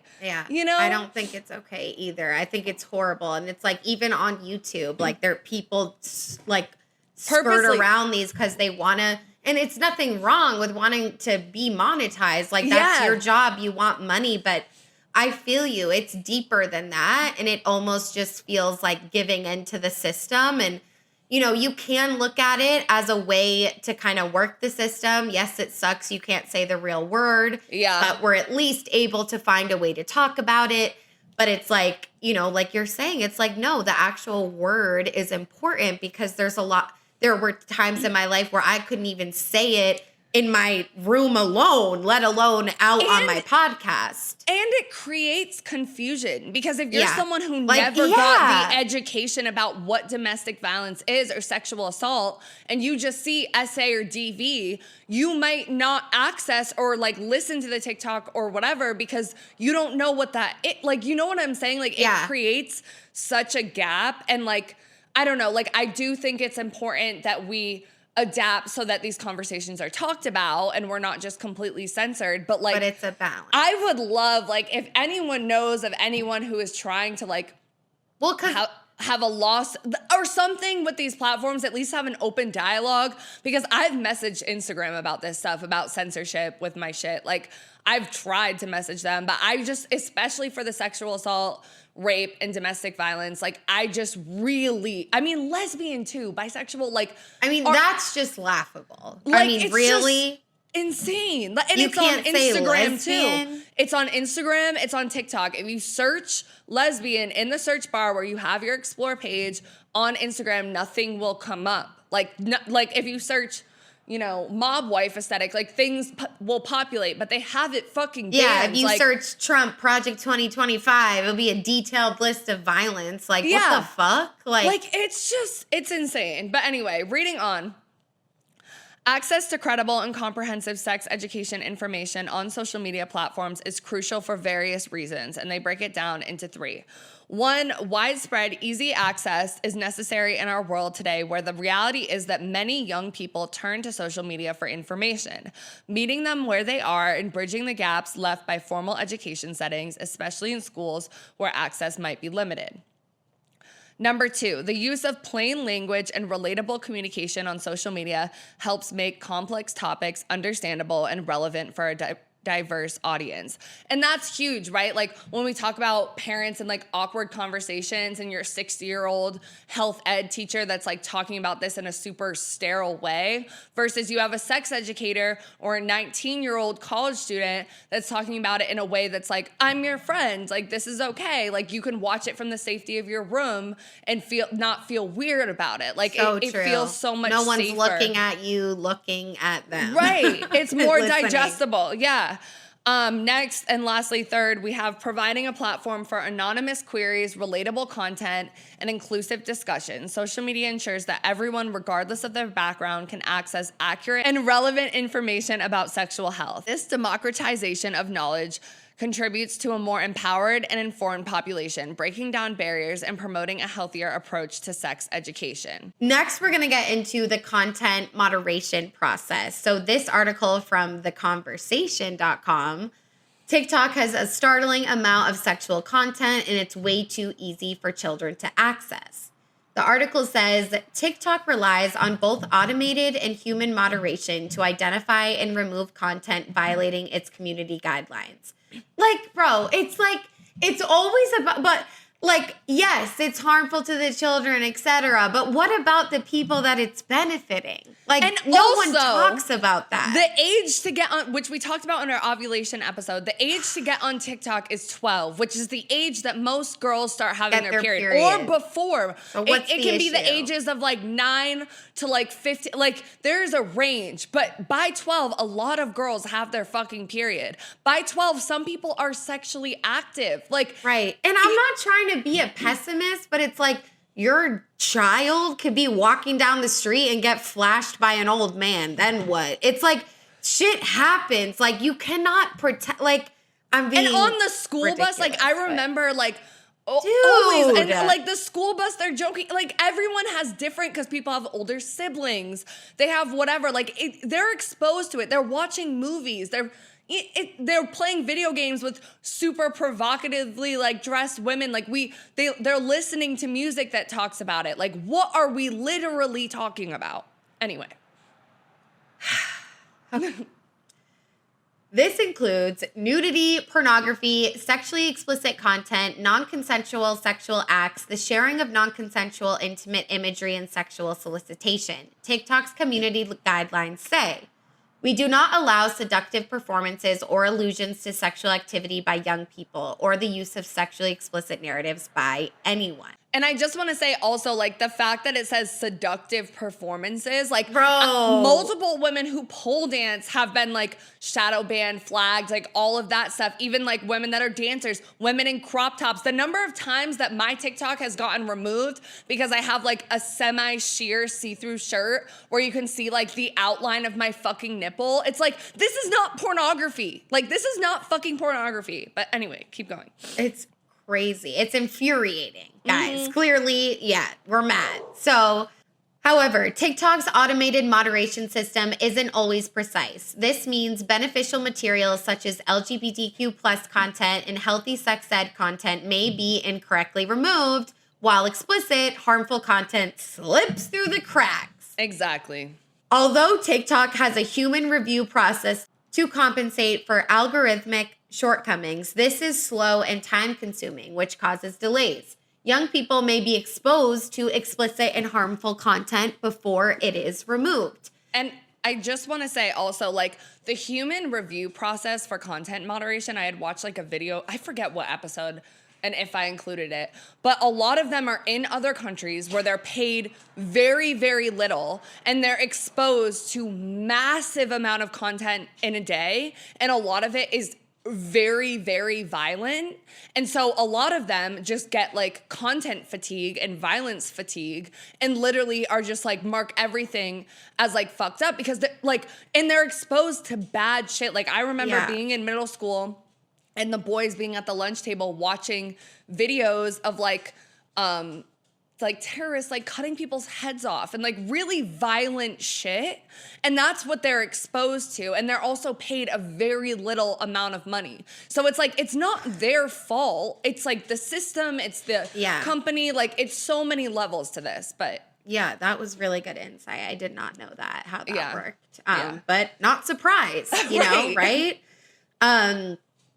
TikTok's guidelines on sexually explicit stories and sexualized posing are ambiguous. Many users also resort to algo speak because they feel TikTok's algorithmic moderation is biased and unfair to marginalized communities. Users have reported on a double standard, wherein TikTok has suppressed educational content related to the LGBTQ plus community while allowing harmful content to remain visible. I mean, that's TikTok's MO, honestly. Yeah, literally. TikTok's guidelines on sexually explicit stories and sexualized posing are ambiguous, and its age verification process relies on self-reported age, which users can easily bypass. Okay, well, that's pretty stupid. Yeah. Many TikTok creators, including creators of pornography, use the platform to promote themselves and their content on other platforms such as Pornhub or OnlyFans. For example, creator at Jenny X Rated posts suggestive and hypersexual content. She calls herself a daddy's girl and presents as younger than she is. Tea. I mean, low-key, like, for sex workers and, like, for all of that, like, it's fine. But again, that is, like, bypassing the stuff. And then we're only getting hypersexualized. That's it. You know, because an OBGYN can't say vagina in a post because it will get flagged. It makes no sense. It makes no sense. I know. I'm like, okay.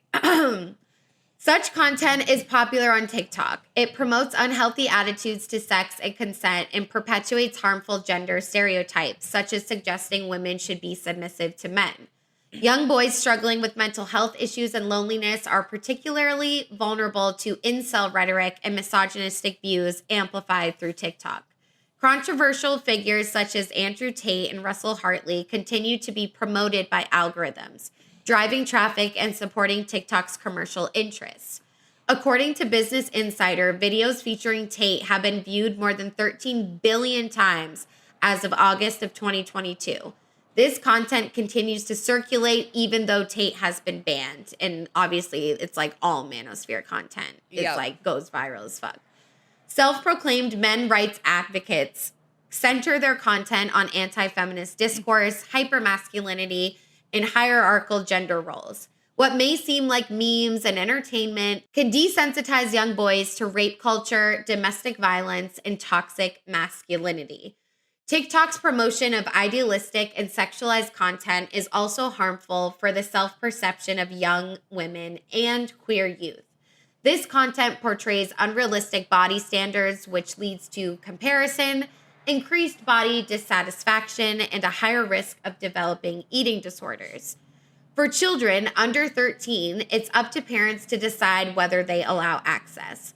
It's worth noting TikTok itself has an age limit of 13 years, and Common Sense Media doesn't encourage use by children under 15.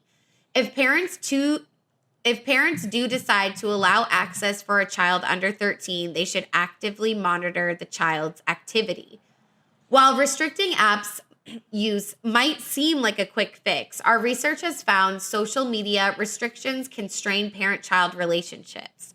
Parents are better off taking proactive steps such as having open discussions, building trust, and educating themselves and their children about online risks. So again, it's like having that open discussion instead of just banning it. Like, don't ban sex, just fucking talk about it. Like, exactly, especially with your children. And that's more the reason why it should be talked about in schools if so many kids are going to be exposed to this type of stuff. Like, I mean, with the manosphere having such a trending moment in like Gen Z and Gen Alpha culture, like I've heard it so bad in Gen Alpha culture, like young middle school boys at this age, this is more the reason why relationships and healthy sex ed needs to be talked about, because we're creating more generations of like violent young men and lonely, suicidal young men. Like, all right, next that have no chance. Exactly. So next we're gonna get into shadow banning a little bit, which I am shadow banned, guys. Like,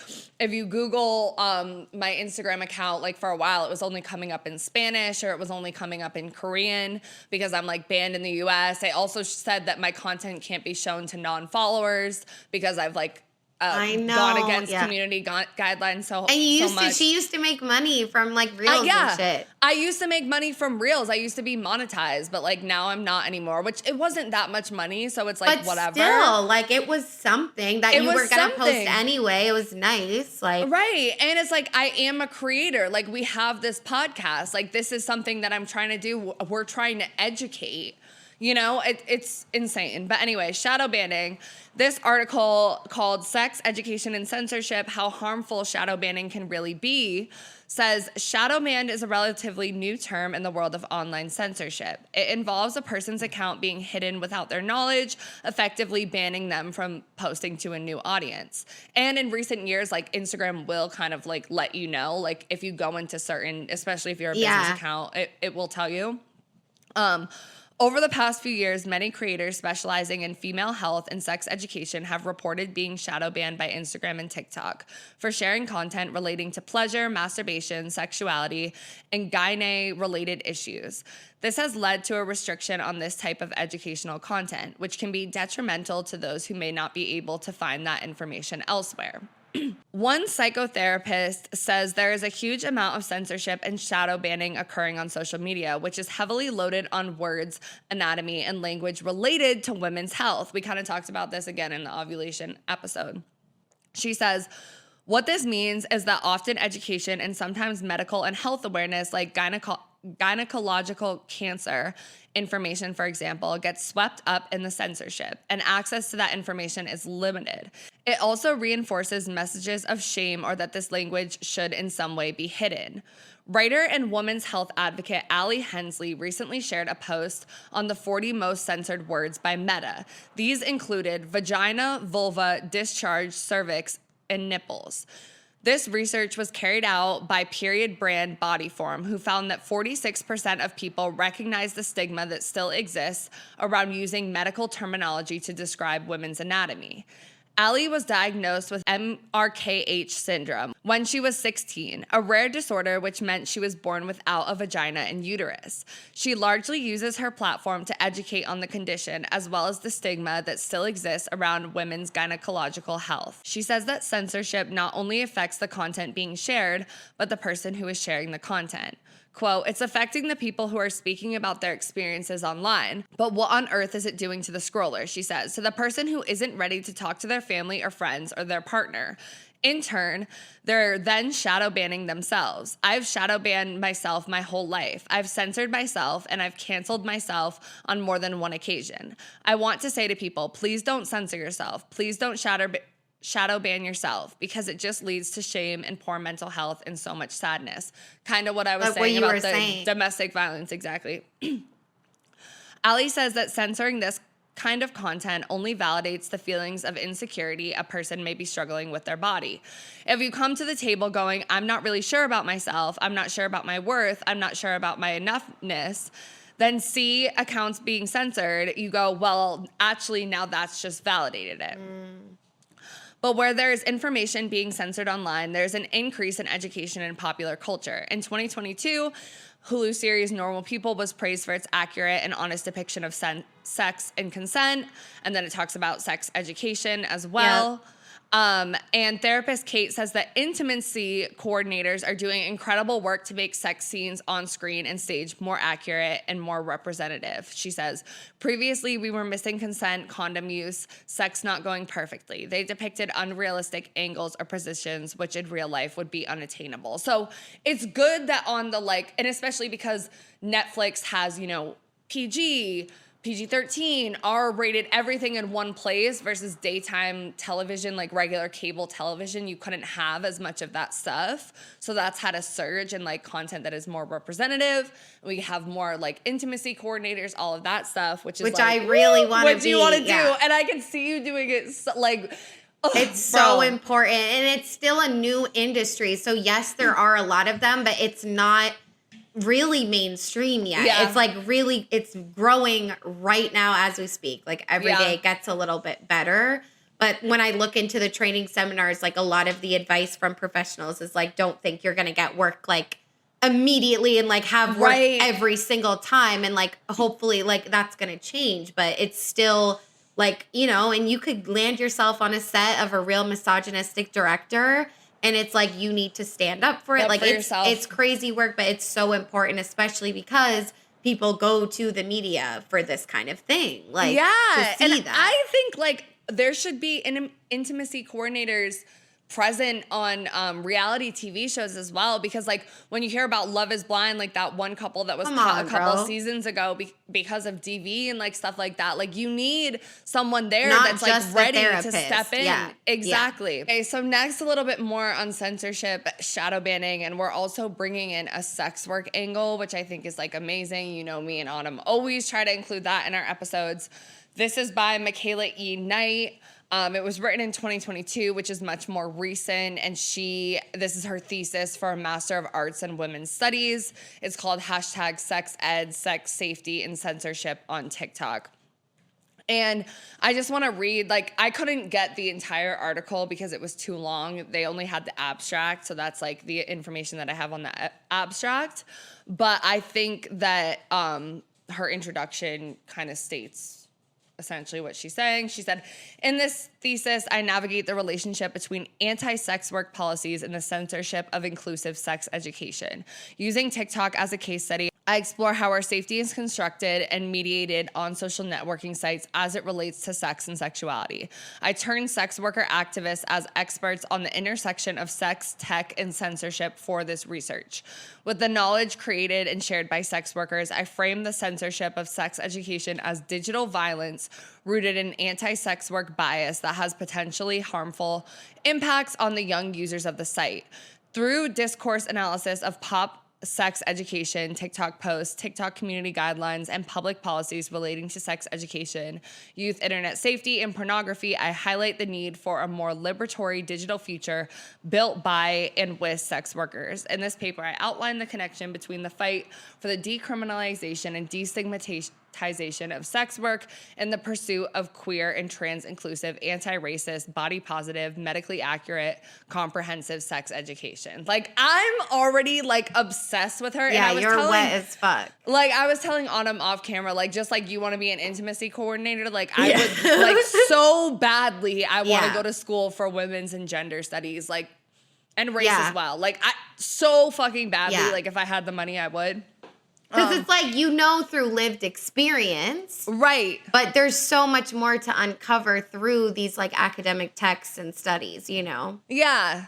And I also just want to note that her thesis was researched and written while living and learning on occupied Kumeyaay land.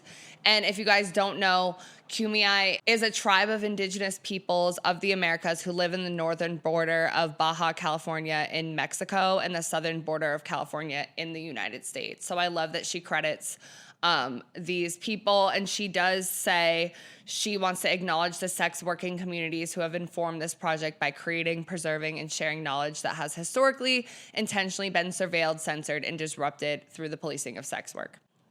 So I'm just going to kind of summarize. I'll read some quotes in parts, but she calls this type of content on TikTok edutainment or pop sex ed. And then she does share 2 examples of this type of content and say that both of the creators, you know, were white cis het women and with Eurocentric features and small frames, making them hegemonically attractive. And they are both US based and college educated without visible disabilities. These vectors of privilege seemingly allow for their videos to soar to the top of TikTok searches of common sex ed hashtags such as sex talk, sex ed, and so on.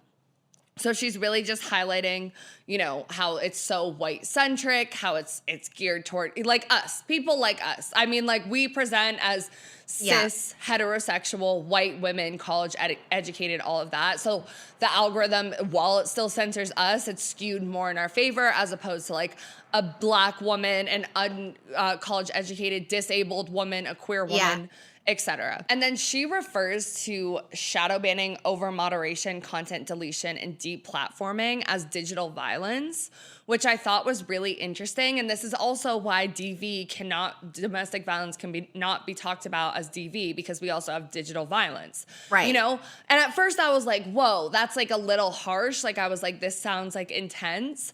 But it is, like, when censorship is that extreme and it has really negative effects, it is violence. It is burning books. It is that entire thing. So just they try to, with technology, it's like new waves of doing it. No one's actively burning a book anymore for the most part in the US. So it's like, this is their new way.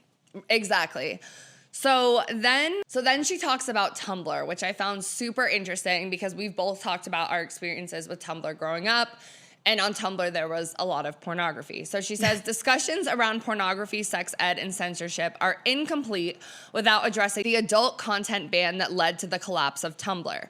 In Pornography, Trans Visibility, and the Demise of Tumblr, Carolyn Bronstein details the history of Tumblr's CEO, of Jeff Donofrio's attempt at creating, quote, a better, more positive Tumblr that would prioritize the most welcoming environment as possible and ensure a safe place for creative expression, self-discovery, and a deep sense of community. This was enacted by a ban that targeted content with images of, quote, real-life human genitals or female-presenting nipples, and any content including photos, videos, GIFs, and illustrations that depict sex acts.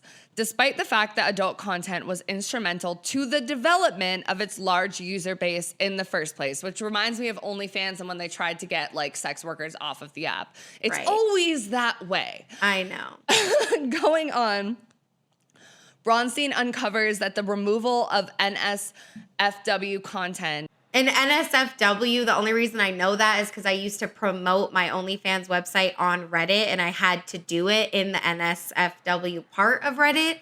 So it's not safe for work. And it's basically like 18 plus. And like, if you just open the Reddit app, you're not going to be on that. Like, you have to actively choose to go to that part of Reddit. I don't get that phrase though. Not safe for work. Like, you wouldn't have it in the conference room. I don't fucking know. Right. Okay, I guess that makes sense.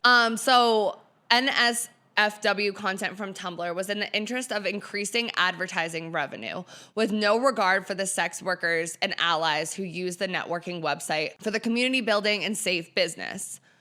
And I think that's an important note too, right? Like, a lot of these social media platforms do it under the guise of ad revenue because it's the only way that they make money. Like, they're not charging users to be on the app. That's why people always say you're called users because you're using the app. Like, you are the product because they're selling things to you, and things have to be ad appropriate.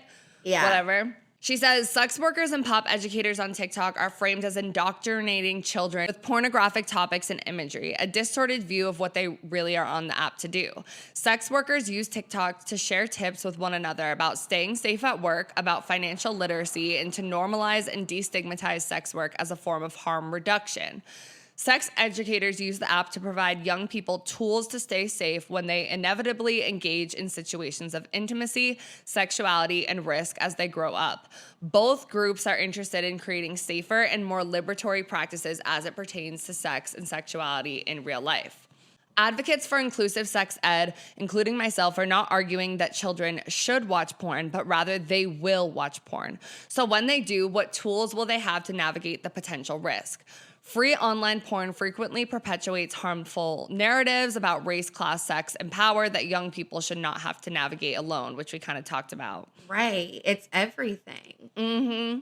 Sex education is an intervention in the harm that can occur when people internalize scripts presented in what is often called mainstream porn.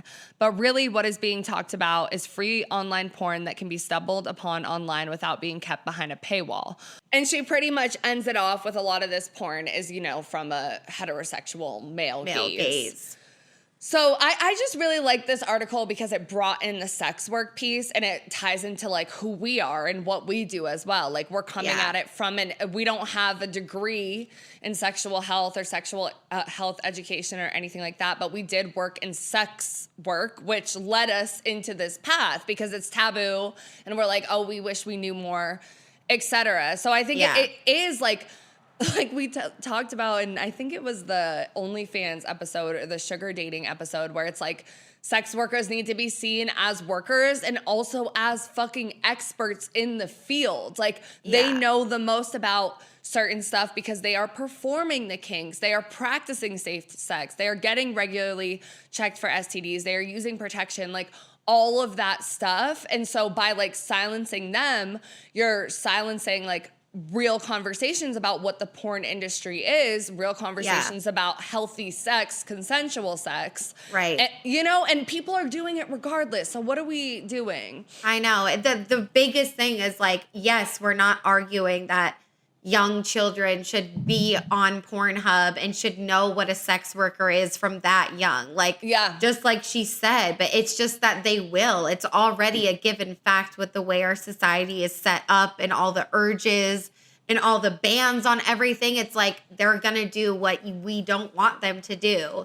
Exactly. So it's like putting those things in place that will make them more healthy. But I do agree that this is so rare. Like, you never really get the sex work angle. And it's like they always silence sex workers. So I think it's like a really good find from research wise, because this is something that's really hard to find. Like, it's not in a CNN article. It's like someone's fucking thesis, bro. Like, that's crazy. Bro, and I literally want to look up her name and like try to see what work she does if she's after had this. Others, if she writes a book, if she has a podcast, something, because it is so rare, to especially in the context of talking about the internet and sex work and sex education, which like we find ourselves in this, like you see a lot of OBGYNs talking about stuff for people who are just interested in sex, but like the intersex between, you know, gender, sex, relationships, and the internet is kind of like where we lie. And it hits identity. different, like coming from a medical professional versus like a sex worker. It's like their perspectives are going to be so different, and like both are valid in like the education. Yeah, definitely. So, okay, next we're going to get into this law. And if you guys follow the news at all, you might have heard of this. So this is Murphy v. Missouri, which was originally Missouri v. Biden. And this happened, I think the decision was made in June of this year. And this is what the right and alt-right is using very much to say that, you know, we're removing their freedom of speech. So if you hear that, freedom of speech, the right clings onto quite a bit in terms of like, oh, we should have the right to say that we don't like trans people or that we're racist. Like, you know, like they try to like weaponize the freedom of speech to be cruel to people and be homophobic, racist, like all that stuff. So I want to like consider that, like, It's such a nuanced topic because this court case, when I read about it, it is the right that is pitching this case to the Supreme Court against Biden. Like, it is literally suing the Biden administration, and it is for different things than what we're talking about. But because it is about the internet, it applies to what we're talking about as well. So all to say, Murphy v. Missouri was a case in the Supreme Court of the United States involving the First Amendment, the federal government, and social media. The states of Missouri and Louisiana, led by Missouri's then Attorney General, filed suit against the U.S. government in the Western District of Louisiana. They claimed that the federal government had pressured social media companies to censor conservative views and criticism of the Biden administration in violation of the right to freedom of expression. The government said it had only made requests, not demands, that social media operators remove misinformation. The lawsuit alleges that President Joe Biden and his administration were working with social media giants such as Meta, Twitter, and YouTube to censor and suppress free speech, including truthful information related to COVID-19, election integrity, and other topics under the guise of combating misinformation. So a lot of this is about, like, it's a lot about COVID-19 stuff, and it's a lot about misinformation. So it's like, essentially the Biden administration was asking that they provide like fact-based stuff and also like health information. Like, remember whenever you would post about certain stuff, you would get the COVID-19 message below. So it was like the government was essentially requesting this heavily. But and it's weird when you think about it too, because when we think about Elon Musk, like, he is so fucking far right. Like, and even what's the guy that owns Facebook? Oh, fuck. Not Steve Jobs. Fuck. What is his name? Mark Zuckerberg. Mark Zuckerberg. When you think about Mark Zuckerberg, he's conservative as well, I believe. And he wrote a letter like against this, like whatever. So now I'm going to read another article. I'm kind of going to like summarize what the decision was. Okay. And a little bit about what this means for the future. So Justice Amy Coney Barrett, writing the majority, ruled that the plaintiff could not prove that their free speech was directly suppressed by government actions because they failed to link social media restrictions to specific government communications. The court also rejected the argument that users have the right to listen to others' uncensored content. Quote, "While the record reflects that the government defendants played a role in at least some of the platform's moderation choices, the evidence indicates that the platforms had independent incentives to moderate content and often exercise their own judgment," Justice Amy Coney Barrett wrote in the majority opinion. In dissent was Justice Samuel Alito, joined by Justices Clarence Thomas and Neil Gorsuch. They criticized it, saying that the government pressure had influenced social media companies' content moderation decisions, creating a dangerous precedent for the future of control over speech. And then essentially the case ties into, you know, the broader Republican objectives, and House Judiciary Chairman Jim Jordan called for legislation action to allow individuals to even sue the government if their social media posts are censored. Damn. Which, I mean, like fuck him and like the Republican shit, but like I'd love to sue Instagram for censoring my nipple, like, you know what I mean? Yeah. But obviously, like, we can't. So essentially, the government can communicate now with social media companies and make requests on certain things, like when it adheres to something like the pandemic or like safety, they can be like, hey, can you moderate this thing? Whatever. Like, they have that channel of communication. It's a little bit iffy, like, I still don't know how I feel about this, but I'm going to keep going. The court's decision in Murphy underscores the importance of protecting online services' First Amendment right to editorial judgment. So kind of the result of this, as we get into an election year, it talks about how during the 2020 election and leading up to it, there were all-day meetings between Silicon Valley companies and national security officials to discuss threats and joint tabletop exercises about how they would respond to attacks. And today, such announcements would be wild and completely unimaginable amid the wake of Republican pressure campaigns. So while companies, including Facebook owner Meta and YouTube owner Google, continue to put out information on their ongoing election integrity efforts, they have not sought to advertise their interactions with the government. So it's all like behind closed doors. We lost a lot of transparency into what's going on online, and these companies are a lot less open than they were 4 years ago because of, in part, I'm sure, all of the scrutiny and attacks. So it's just going to be really hard to work out what's going on. So it's like, I feel so many ways about this because it's like, obviously, like, I'm like, okay, yeah, it makes sense that the government can reach out to these companies because they are huge communication platforms. And like, if they need to make an announcement, be like, here's a thing. Like, I don't know. But then because all these social media companies are under so much scrutiny, and if the government reaches out to you and asks you to do something, which they do often, like the FBI, the CIA, when they're trying to find a terrorist or whatever, they do reach out to these companies. But the fact that so much of it is more like behind closed doors, and also when you think about abortion being banned, and when you think about like LGBTQ, like literally homophobic bills trying to be passed about not talking about these things, like it is a little bit concerning on the side of like sex ed and everything else. Yeah.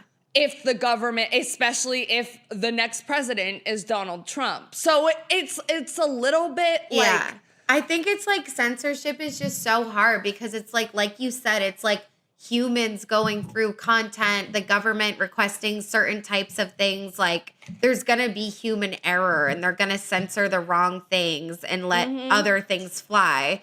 Because it's like, I follow like as simple as like a nature channel.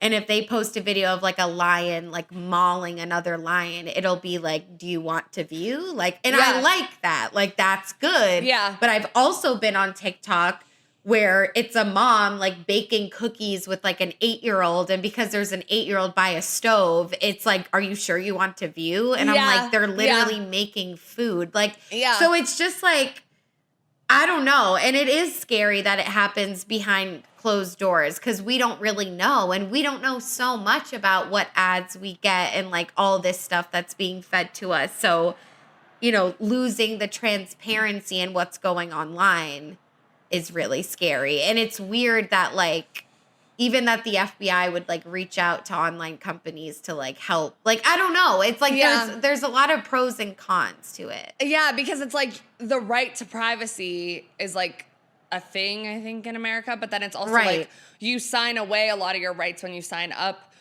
for these apps. Like, they own your data and they're not supposed to sell it and stuff like that. But like, if they're looking for someone on the most wanted list, a lot of these companies or these government officials do reach out to these companies to help like stop terrorism and stuff like that. Yeah. So like, that's a thing. And like, arguably that's for public safety. Like, COVID-19 is for public safety. Like, I do think fact checking stuff is good. Like, I liked when Twitter added that feature to tweets and it was like, this is misinformation, like whatever. Like, that is helpful. And like, I think that's a great thing.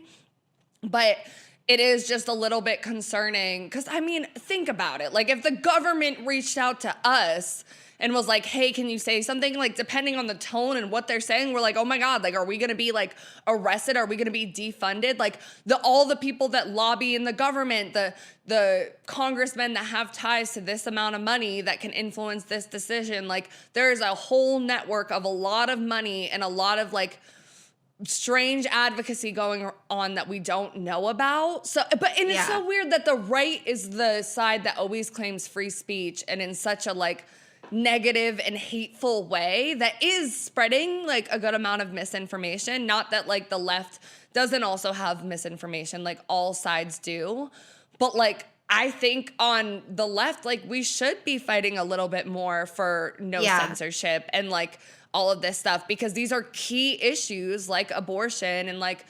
gay rights and all of that stuff, like feminist stuff. Like it is key. So interesting to see how this is gonna like play out in the next couple of years, especially depending on who's president. And I think one thing we know for sure is that the government like is and like has always been kind of afraid of social media. And I do think TikTok really broke through that. It's like they hate TikTok so much. Like they've especially already, since it's owned by China. Yeah, they've already, because they can't, it's like different, and they can't like control it maybe the way that they want to. So they just want to get rid of it, because at the end of the day, like TikTok is the platform that you would be able to find this type of shit if you know how to look for it or whatever. Because like we said, like there's code words.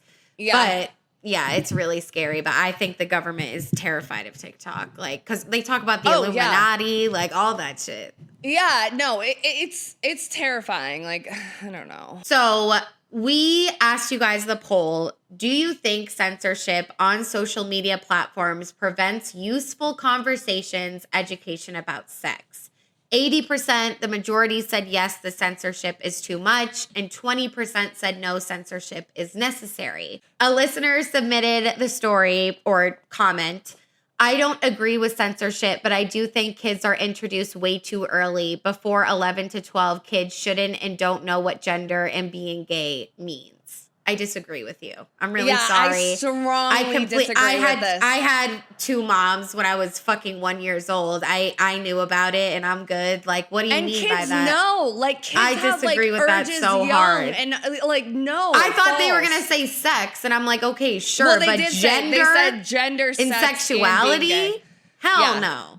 Hell no. Thank you for listening, but hell no. But especially at 11 and 12, like, again, girls get their periods. Boys start having wet dreams and erections. Because she's saying before 11 and 12. They shouldn't. Okay, but but still, girls get their period before, like there can be quote unquote age appropriate, which what does that mean even?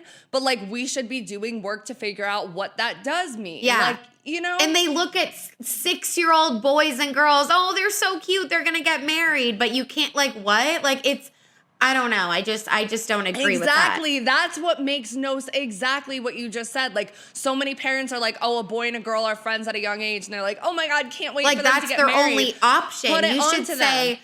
Whoever you end up with, it's okay, honey. You don't have to be like, this is a lesbian. That, like, you could, but it's, if you don't want to, like, just make it open-ended. Not like they already have a life trajectory. It's like, honestly, like, that is what gives kids fucking trauma and depression, when you withhold that from them. Like, yeah, because it's like, think about like the Disney movies we watch when we're kids. It's romantic stories about heterosexual relationships. Like, kids are exposed, they have parents. Like, kids are exposed to like kissing and romantic relationships and all of that from a very, very young age. So it's like the idea that they should be completely censored from like the option of also being gay or queer or trans or whatever makes no sense. So in the last couple of years, Puriteens and Celibacy have been trending quite a bit on TikTok, specifically in Gen Z. So today marks 1 year of my celibacy journey. I've been celibate for 2 years, and this is how I did it and how you can do it too. The longer a woman remains celibate, the idea of someone touching her who doesn't meet her mental, spiritual, or physical needs makes her feel sick. Celibacy becomes very easy for a woman when she realizes that there is literally no man worth being involved with if he isn't helping to improve her life and loving her correctly. Well, you just revealed that you've been 2.5 years celibate. What made you want to, one, do that, but then also just reveal that? Wait. Well, actually, I had been talking about it, but I guess it didn't get like picked up in that way. But I've been very open about it. And then when I saw the Bumble ad thing going down, saying like whatever it was, like, yeah, right, like celibacy isn't an option or whatever, I was like, well, actually. As you guys can see from like the little TikTok compilation before this. And so I just wanted us to discuss this in terms of thinking about like the sex education that we've had in schools in America, how that impacts maybe the journey to becoming a quote unquote Puritan, which we will define, and becoming celibate as well. So this article from Elle is called Less is More. Welcome to the rise of #celibacy. And we have talked about this in other episodes. I don't know which ones they are right now, but it's like we've never talked about it in a sense of like sex education and all that. So yeah. Basically, barely a month seems to go by without a headline declaring that Gen Z are stuck in a sex recession. Studies show that across the UK and US, Gen Z are more concerned about tightening their belts rather than undoing them. One from 2017 found that just 24% of people aged between 18 and 23 said they were having casual sex, compared to 38% in 2007. In another, 31% of young single women reported having sexual intercourse during the past month in 2007 versus 22% in 2017. Gen Z is experiencing a distinctly different kind of sexual revolution from previous generations, such as millennials or Generation X. It's one where the approach to sex is more pragmatic and personal. It's something actor Julia Fox has touched in countless times in recent years, revealing that she'd chosen to abstain from sex in a response to a TikTok featuring 2 Bumble adverts. "We're just happy alone," she wrote, adding to praise from fans. 2.5 years of celibacy and never been better, to be honest. In May, during an appearance on Watch What Happens Live with Andy Cohen, she added, "Nothing good comes from sex with men, including children." Oh my God. Noting that her celibate living is a personal protest against the overturning of Roe versus Wade. Musician Lenny Kravitz, meanwhile, recently said his own sexual abstinence is a spiritual thing. Life coach Victoria Duvall, 24, became celibate in 2020 after feeling unsafe in the way that she viewed herself and male sexual partners. "I'd come to realize I didn't know what intimacy looked like," she said. "I had been conditioned to perform and go along with whatever a boyfriend wanted, to self-abandon and people please." Not gonna lie, I really relate to that, but just with like any partner, it's not really like a misogyny thing like with me, but like just in general, like I feel like I just like fuck and like people please, like with with anyone. Just as addiction recovery and therapy programs often encourage individuals to embark on abstinence in order to go back to basics, Duvall says not having sex for a period of time enabled her to do inner transformation work and reconnect with her own sexual desire. "You have to starve yourself of another person's validation and stop using sex to avoid your emotions," she says. The idea that sex starts with oneself is of utmost importance for Dr. Huschlack and Quinlan, who have both experienced sexual abuse. "I had the hands of other people know my body before I even know myself," Dr. Huschlack says. "In a world in which you can get a hookup faster than you can a takeaway, it's crucial for people to eradicate the notion that the frequency of sex is a measure of how good it is. As a society, we're obsessed with the quantity of sex rather than the quality. Among the younger generation, it seems there's an emphasis on quality rather than having shit sex. They'd rather not have it at all." For Duvall, the power of new celibacy largely comes down to how individuals choose to define it. She says it's not about depriving yourself of pleasure, but focusing on opening yourself to the exploration of wider understandings of sex and identity. I'm extremely pro-sex, she says. Masturbation plays a big role in the celibacy I've experienced and that I teach my clients. Dr. Hushlock agrees. When I think about celibacy, I tend to think about refraining from sex with others as opposed to refraining from sex entirely, she says. Wow. Yeah, and I really like this because especially when we were talking about the poll, which the biggest answer was people learned about sex from doing it. And it's like same, exactly. Like you learn to people please, you don't know about your body, you don't know about pleasure, all of that stuff. And increasingly more and more women and young people just in general are like, okay, like I did the whole learn by doing it thing. I had bad experiences. I didn't learn about consent, all of that stuff. Yeah. And now I need to take a time period to be celibate and reconsider my relationship with sex and like relationships overall. In the celibacy movement, like, yes, it stems from shitty men, toxic relationships, and like misogyny, but it also is the lack of sex education, because this is what happens when you're not educated on what sex is really supposed to be. And yes, you're pleasuring someone else, but you also want to feel pleasure if that's, you know, what you want, which a lot of people do. There's some people that only get off on receiving, but I mean, from giving, but for the most part, like we like to feel pleasure, whatever that may look like. And so it's like you have that lack of education. Like you said, you fuck 8 to 10 people before you even know what intimacy really is. And it's not a bad thing to be celibate, but I do agree that it's worth looking at these numbers of like, why is it 10% higher in 2017? More people are celibate. Like, that's not just like, oh, coincidence. And it's okay to be celibate, but it's also, you know, wet to think about why that might be.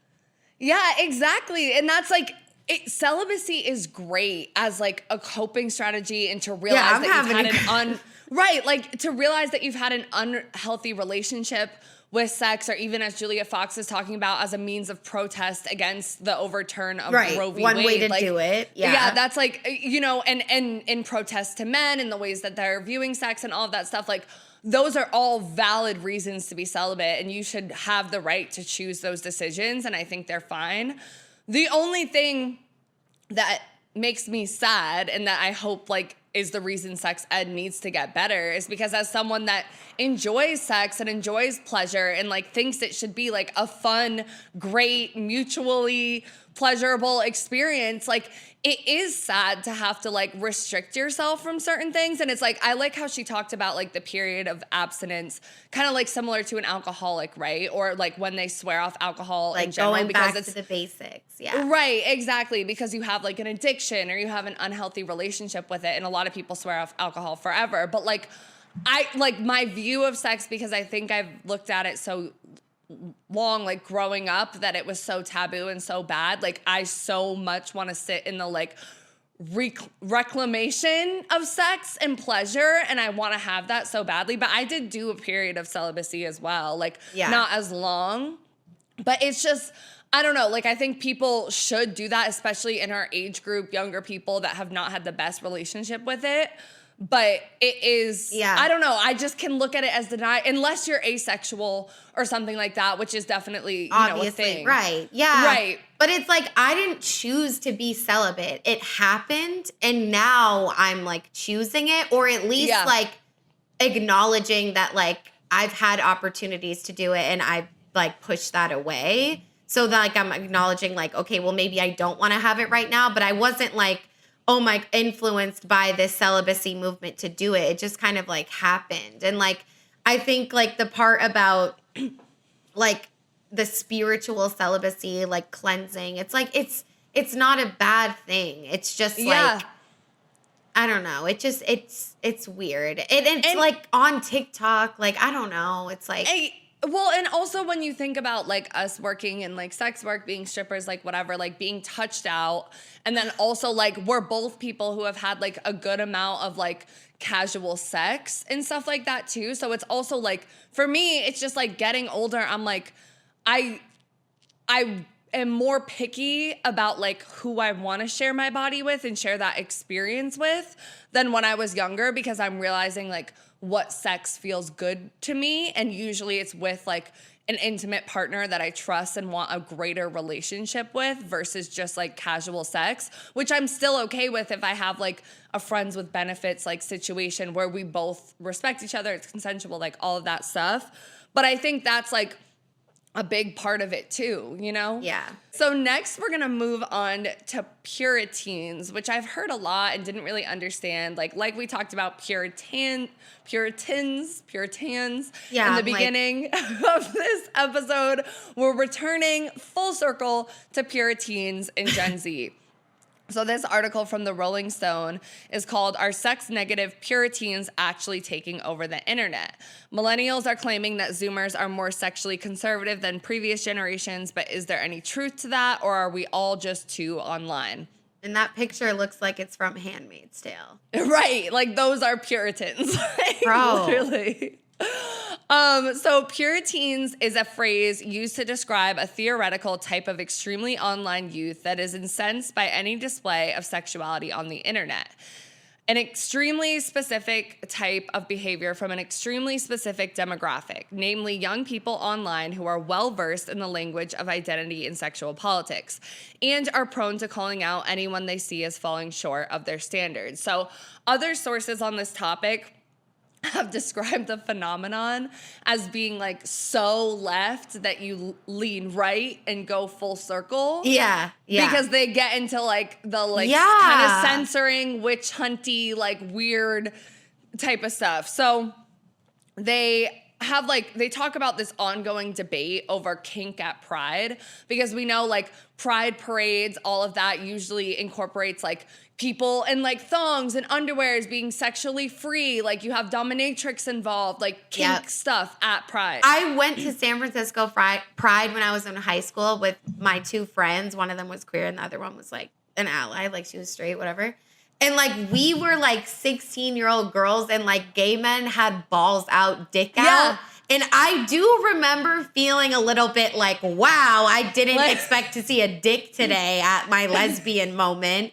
And I wasn't like uncomfortable because they're gay. It was just like the dick itself. Yeah. And their butt cheeks. Like you would just turn the corner trying to get a corn dog and it's like a fucking dick was out. Yeah. So I know exactly. And it's like, yes, people are like, we can't bring our kids and shit like that. Yeah. And that's the thing too, right? Because again, in the beginning, when we talk about like the sexual liberation era and how like so much of queerness is tied to like feminism and even underground sex clubs and kink and all of this stuff, when all of it becomes taboo along the lines of sexuality, a lot of it like flocks together, and Pride is a space where that can all come out, like where women can wear like stickers on their nipples and like paint their bodies, and guys can have thongs. Like I went to ShakaCon. No bra, girl. Yeah.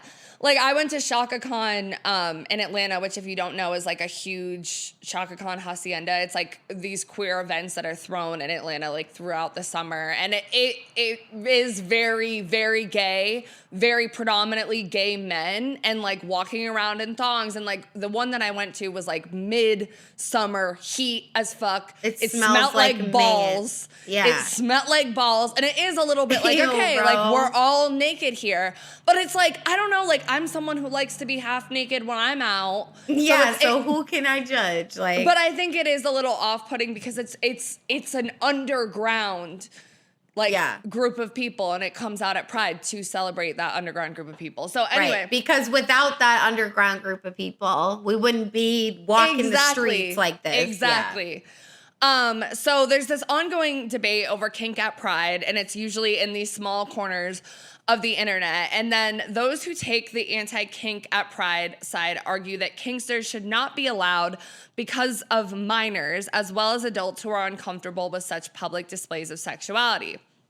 They can't provide their consent to things like seeing a guy on a leash licking an Earl Grey flavored cone outside of an artisanal ice cream shop. Those in the other camp argue that kink is deeply rooted in the history of LGBTQ liberation and Pride itself, that there is nothing inherently sexualized or disturbing about a man in BDSM gear, and the onus should be parents to explain such things to children or steer them toward more overtly family-friendly friendly pride events, and also who the fuck cares. And Yeah. I do, and this is like, this is why I'm more for kink at Pride, because again, like I go out in sheer tops with my nipples out, like bye, like you know what I'm saying? Yeah, and like, I would want to like have a leash on me at Pride, so.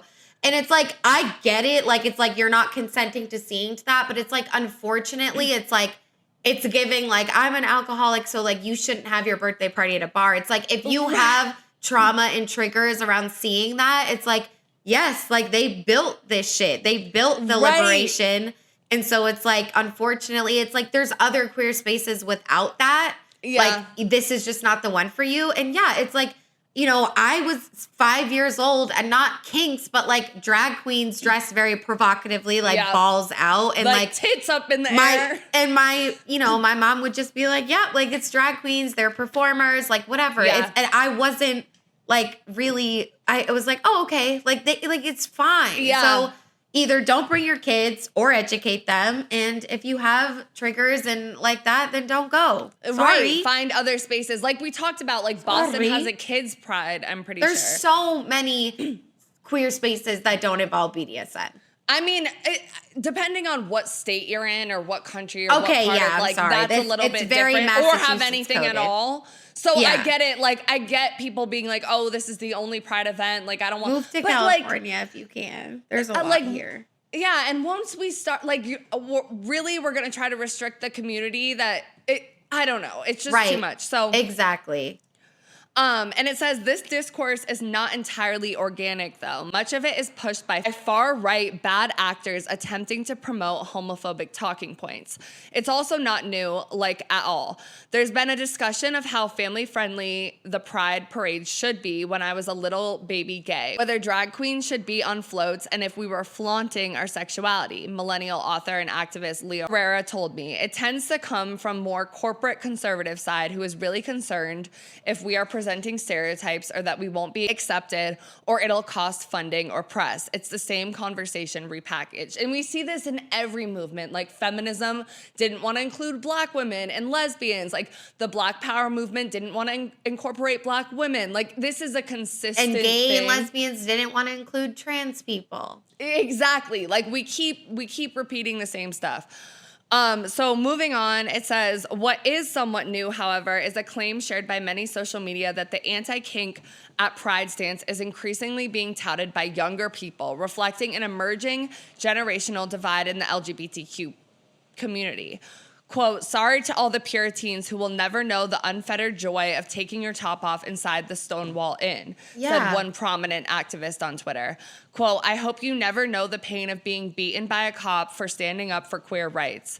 Another tweeted, quote, dear Puritans, we older queer folk are putting side eye on your nonsense for a reason. We lived through far worse from people with rhetoric virtually identical to yours. We push back on behalf of the folk who didn't make it so history does not repeat. And then the article did also talk about how a lot of these Puritans also in fandom spaces on the internet are like pushing for like there not to be sex scenes and a lot of like movies or like anime, like literature and stuff that like it just doesn't require it. They're like, we do not need to see a sex scene in this like teen piece of literature. This is so bad. Or whatever. So they're pushing for that. Okay, so finally, it says, if there is something to be said for the emergence of Puritan views, however, it likely stems from the fact that as a result of spending their entire lives negotiating the murky spaces of the internet, Zoomers have been instilled with perhaps a stronger understanding of consent and the dangers of sexual exploitation more than any other generation. So, like, because of social media, not because of school and parents, but because of social media, and thus are more highly attuned to sexualized language and themes infiltrating spaces where it might not be appropriate. Quote, when you're a minor on the internet and you're faced with a problem like grooming, there's an increased minency and protection kids want to have for themselves and others. And as a result, it's probably sprouted some ideas that can be perceived as sex negative, even if they don't view them as such. In order to create language that's more accepting and curate spaces that are safe for us, you still end up being exclusionary, even if they don't mean to or realize it. So what's like so it makes sense, right? Because our generation is growing up online and we are exposed to a lot of over sexualized content, arguably without your consent. And like what oh, it was the trauma dumping one where we talked about consent to like being trauma dumped on and being on TikTok and like all of that stuff. And I'm just but this is the problem, right? When we don't have it in education and we aren't talking about it in like an environment where it's education and learning, and the only thing that we're getting is this, it makes sense why people are pushing back. I don't know. I know. That's such a good point, because it's like we know this, but we haven't really said it. It's like, or explicitly, but it's like not all the sex ed on fucking TikTok or all the education on this shit is not good. And so it's like what you're saying. If that's the only thing you have and you're not like educated on like how to look out for that, you're done. And so that's why, yes, it kind of does make sense, but it's like they're missing the part about like, well, if this isn't here, then there's nothing. And it's not like it only does bad. Like a lot of people literally like their favorite, you know, trans influencer like saved their fucking life because they didn't fucking know anyone or have any representation in the middle of fucking bumfuck Iowa, bro. I literally, if you live in Iowa, comment below, because that's one state I'm just like, it has like such a bad connotation in my mind. I don't know why. Just think like cornfields, pedophiles, Christians. I don't know. But it's just like, they're just missing it. And it's always about, when it's about gay shit, sex, women shit, think of the children. Like, it's exhausting. Like, it's always about the fucking children that y'all want to exert power over and control, because it's not like, it's like you say you want them to be safe, but you don't educate them on these things. And you think that if they see a drag queen on TV, then they're going to be a drag queen. Right. And that simply is not true. And that's why it's like these people who are interested in topics about queerness or, first let me start with the fact that because there's no queer sex ed or really queerness stuff added to history books, exactly what this older LGBTQ person is saying, like you weren't taught about like the people that came before you to lead to this. Whatever education that you might have ended up like Reddit thread, Twitter thread, talking about this stuff online might not be rooted in real historical information or real like PhD professors in these topics, all of that stuff. And like, I know I'm grateful, like both of us went to Emerson College, which is like super liberal, super queer friendly, all of that stuff. And I remember like reading certain things about like queer history and like feminist history. Too. I was just going to say that actually. Yeah, exactly. So we have that like grounding and that background. But if you're only being exposed to it in a very like radicalized online space that might go so left that it goes right, and then you also have those bad actor bots and stuff like that that are contributing to it, it's easy to get kind of brainwashed and lose the plot. Okay, so we have reached the part in the episode we are going to wrap up now and talk a little bit about what we are individually so wet, so dry, and still confused about the topic, in this case, sex education. And I definitely want to start by saying I'm so wet about my upbringing. I truly feel like it's, you know, everything of who I am today. Having two moms, a blended family, a lot of support and people that were answering my questions without censoring anything and just being real. Like, it really shaped me to who I am. And I'm so grateful for that, 1000%. I'm grateful for, I'm wet about the parents that do care, because there are parents out there that care. I mean, the majority of them want the sex ed too. Right. Yeah. Yes, exactly. I'm wet about that. And about like teachers that like do the right thing. Cause like there definitely are in some really liberal towns, like teachers with the gay flag on their door. Like there is that. It's just like when we get into like the studies and like the government, it seems so dark, but there are like literal like individual warrior parents and warrior teachers that are doing everything that they can. So I'm wet about that. And I'm wet about like our decision to like say the words and risk demonetization, because for a while I would be on you like, no, don't say it. Like, because I was like, money, money, money. And I was but like, no, like, you're right. But like, yeah. But now, like, especially after you, like, us talking about how, like, you have to suppress that for so long, whatever that word is. And now you finally want to claim it, but you can't say it online.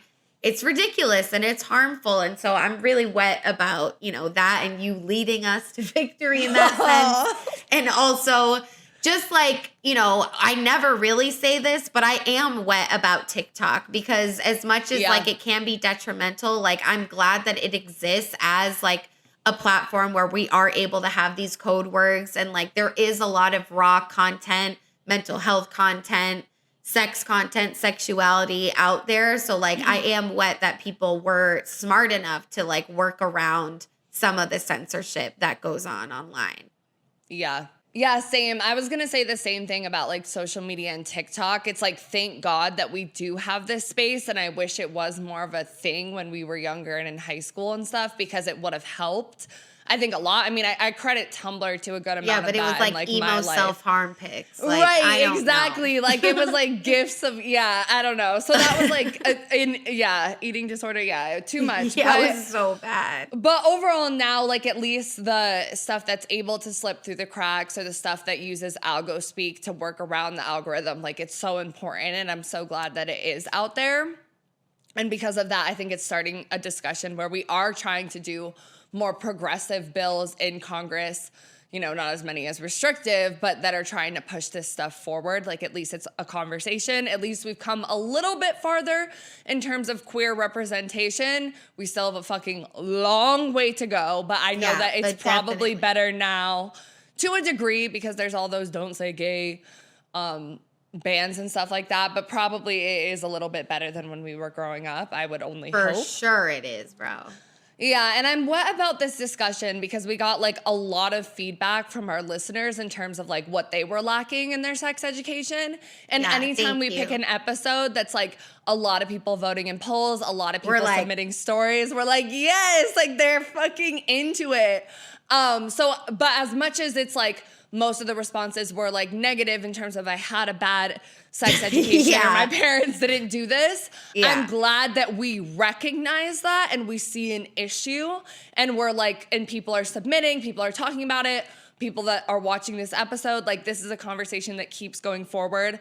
Also wet about how like I think our generation will teach our children differently for the most part, which is good. And we don't need to demonize our parents, you know? Right. But to be aware of it is so important, like what you're saying.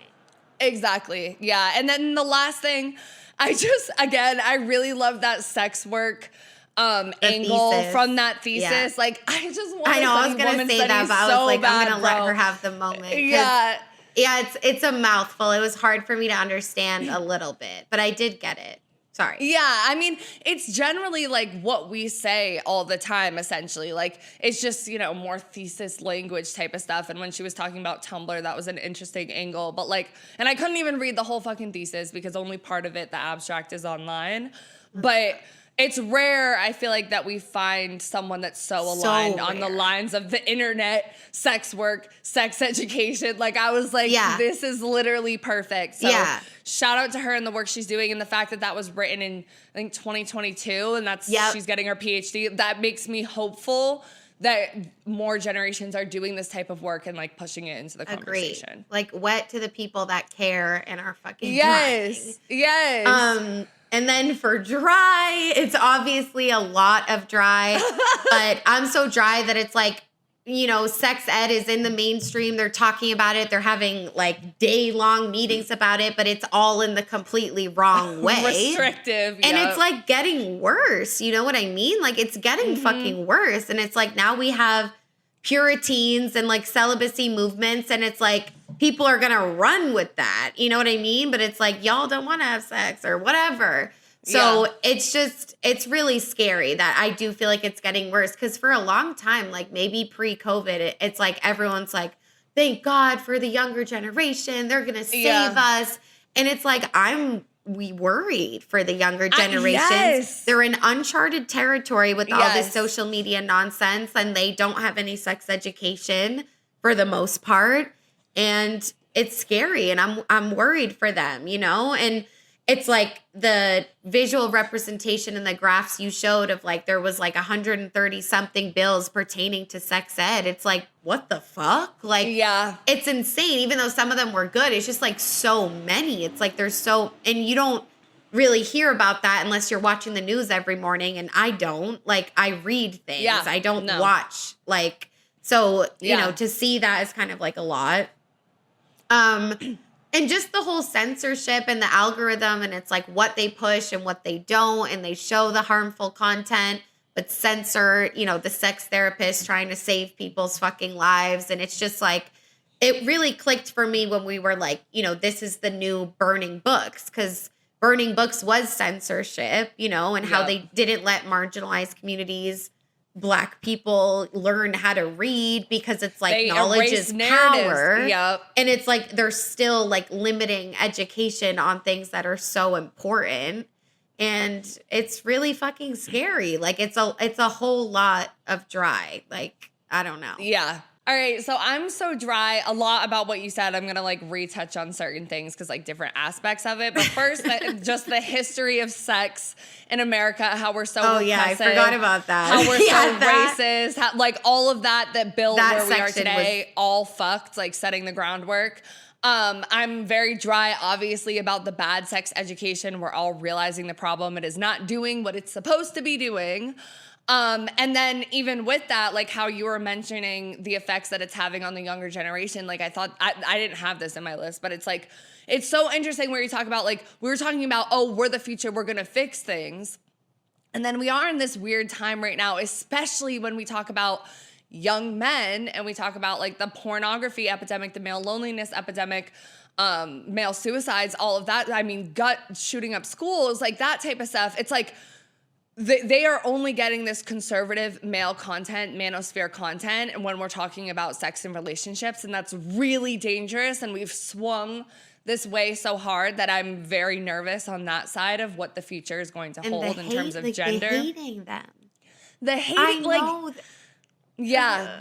Like, it's like we're mad at the system, not the individual. Because they're victims, especially like a 13-year-old boy, a 15-year-old boy is a victim of the media. And that's also And I'm like, scared of them. Like, they are out of control. oh, yeah, exactly. Like, I'm they're scared, so I get it. But and it's so hard too because it's like you don't want to be like, oh, like be afraid of the children, like we demonize the children, da da da. But this is really scary shit. Like when we talk about like violence, when we talk about sexual assault, suicide, like this is bad stuff that needs to be addressed. And I don't know how that's going to be possible without real sex education and relationship education and talking about these social media, like porn platforms, all of that.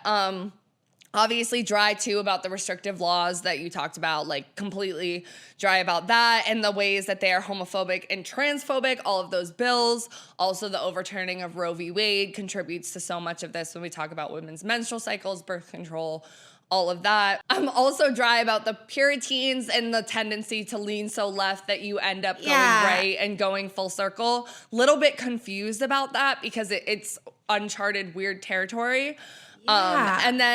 And lastly, just like I kind of mentioned it, but the porn addiction stuff, like how so many boys, again, are just getting porn. How porn, it can be, you know, male gaze, heteronormative, violent in a lot of senses. Like these just need to be conversations. Like we keep returning to that. Like it needs to be conversations. It needs to be education. The parents are like, it should be done in schools. Schools are like, it should be done at home. The law is like, it shouldn't be done at all. Like, so I don't now know. it's on TikTok. Right, exactly. So I don't know. Right, which is not always the most reliable. Yeah. Right. Definitely a whole lot of dry. I feel like confused, like to kind of think of the question, like what's next for sex ed? It's like, obviously there's not going to be an intimacy coordinator in schools, but like some type of position, like I feel like there needs to be like maybe more qualifications to be a sex ed teacher. And maybe it's not going to be grouped into health class where you learn about, I don't even know what else you learn about. Like something specifically for sex ed and someone that's like inclusive, trauma informed, like someone, there needs to be a new lane. Like we talk about dismantling the system. It's like, I do think like what's going on right now, like gotta go. So gotta be something new. And like incorporating it into like history classes, English literature classes, because I remember reading the Scarlet Letter in English classes. And even in history classes, when we talk about like slavery and America's racist history, like being honest about what the fuck happened, but also speaking about it in a language that is also considerate of the students and like their age and what this means, but like acknowledging it, because we don't. It's a chapter in a history book and then we move on. And people are also trying to ban critical race theory, which I think also falls into a lot of this stuff about like abortion, LGBTQ, feminism, blah, blah, blah. But and just like in other cultures too, like when sex is used as a weapon, like sexual abuse, like it is a big part of like the fucking world. And it's just like, like don't limit it to just sex ed. Like let's talk about this shit across curriculums, okay? And it's like, obviously it's going to be age appropriate. Like you would think that would be obvious. You would think that would be obvious. Like it's so I don't know, what's next for sex ed, like dismantle the system and build a new one. There needs to be a specific expert educator that's laned into the correct shit. I'm tired. Okay. But also like honestly, Puriteens has me confused with stuff because it's giving like kiddie porn. Like the Puriteen name just sounds weird. Like, I don't know. Or maybe I'm just like sexualizing the word teen, but like, I'm just like, how did we get to that? Like, I thought we were whole phasing and then I blinked an eye and all these bitches are celibate. And I'm like, what happened? Because there was no celibacy when I was in high school. There was no Puriteen. Like, we were fucking and we were outside. And so it's just like, I don't know. Like, and why does it give cult? Like, I'm concerned. And I don't understand it. I'm not on that side of TikTok, like, at all. But I'm just like, they're really minors, no? Like, I'm just like, y'all, I just don't understand it at all. Yeah, and I think it's, like, influenced by the right and the bots and a lot of that, too. I think it is partly the result of, like, the time we grew up in, which everything was so sexualized, where people are going to swing the opposite way. Because they're like, oh, this didn't work, let's go that way. But but it is, I agree. Like, it's a little bit concerning. I'm a little bit confused about that, too. And it's not concerning because I want everyone to have so much sex. It's just like the permanence of it, the lifestyle, the mindset. Like, it's giving cold. Like, why don't you just take it one day at a time?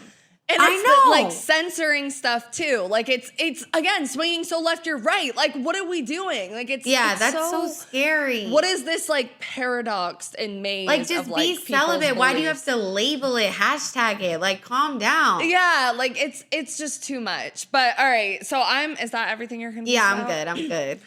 I'm confused about more, but like I'm good. Okay. For confused, I'm definitely confused about censorship. Because, like, we have the court case, the Supreme Court case, where we're talking about, you know, misinformation, fake news, and, like, you know, providing, like, alerts in the case of emergencies and stuff like that. Like, I think the government should, you know, dip a toe in. Journalism should be better, all of that stuff. But also, dip a like... toe in. Right? Like, they should be, like, you know, be able to have that channel of communication. But because it's all behind closed doors, that makes it confusing. What the fuck is going on? I'm confused over how much power these social media companies have. And I think a lot of it is related to ads, which is also confusing. So censorship in general, I think it's something we'll keep returning to because, like, we're going to, whether we say domestic violence, sexual abuse, whatever, whenever we cover a kink, we talk about ovulation, we talk about clitorises, we're already fucked. Like, we're already fucked. And that's why it's like, you guys that listen, you are so fucking important because it's hard for us to reach people, especially on TikTok. Yeah, like, honestly, babe, maybe that's why we haven't blown up. Right, that's the reason. That must be. Same with shadow banning. I'm confused about it. Drive that I'm fucking shadow banned. Fuck you, Instagram. I'm also confused about the whole consent thing online because I don't know. Like, and it's maybe because I think I'm later to the conversation about consent. Like I wasn't learning about it at 15 on the internet like some younger people are. I just feel, I don't know, I feel weird about it because I do feel like it's fucked up to swipe past a video that's super violent and you didn't consent to it, or swipe past something that's like sexist or like makes you just feel bad. Like it's too much sometimes, and like, are you giving your consent? But also, like, we're on a very fine line of where we go to censorship and, like, all of that stuff. And, like, the moderation, like, all of that is confusing because these workers aren't paid enough. It's in another country. They're fatigued. Like, it's just, there's so much mess going on that we're going to have to unravel for a very long time. And, yeah, I think that's pretty much it in terms of confusion. The consent thing is really hard, though. It's like, and people give trigger warnings, and that's great. Like, we love that. And then you can scroll past. But part of me is like I get triggered online all the time, but it's like you just scroll past it. Like, it's on you to make the decision to like exit off. And if it's too much, then don't be on TikTok. Like the internet, we can't. Should they be doing more? Yes, but the reality is like they're not going to. Right. So I just feel like unfortunately it is on you to like know your triggers and like do what you need to do, act accordingly. And you can mute words, like all of that stuff. And honestly, for the most part on TikTok, I go through following. Like, just don't go. I know people are like, yeah, but how can I find things? Like, I get it, but like for my own anxiety and triggers, I go on following only because I know what I'm getting. Like, I act accordingly. I don't know, just a thought, but I get it. It's hard when you're triggered and you see something online you didn't want to see. Like, I get it. Right. I think that about does it for this episode, though, guys. Let us know what you thought in the comments below on YouTube or Spotify, or in our DMs on Instagram at So Wet So Dry. The O's are zeros. Make sure you're following our Instagram so you can submit in our polls weekly and submit comments, questions, or an experience that we will share on the episode. Make sure that you also subscribe to our YouTube. We really want to hit 1,000 soon. Follow us on Spotify and Apple. And give us a rating as well on the platforms, Amazon, Spotify, or Apple. It really helps us. It takes 5 seconds. It would mean so much. Everything is linked in our description, or you can find us literally anywhere at So Wet So Dry. Those are fucking zeros. Yes, and I remembered one more thing I was confused about, but it's just also a call for you guys. I mentioned it at the beginning of this episode. We focus mostly on America in this episode. I do still realize, and I want us to acknowledge, that America is a very privileged country when it comes to a lot of these things about like gender, sexuality, the ways we talk about LGBTQ issues. So like, if you guys are from another country, I really urge you to let us know what your experience was like in terms of these things, what content moderation, censorship looks like in your country, all of that. Like, we want to incorporate that into the conversation as well, because I'm still confused. But all of that to say, also, we do have listener support. It's 99 cents, $4.99, or $9.99 a month. If you guys do wish to support us financially, please. And yeah, I think that's it. We love you guys so much, and we will catch you in the next episode. Bye. I don't like to go out to the bars when I'm ovulating anymore, because one time I dropped my lip gloss and a man handed it back to me like this. He picked it up, instead of handing me like this or like this or like that, picked it up and he was like,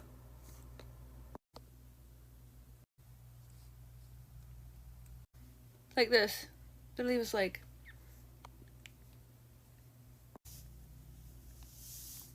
bro. When I tell you that there's something sinister at work when I ovulate,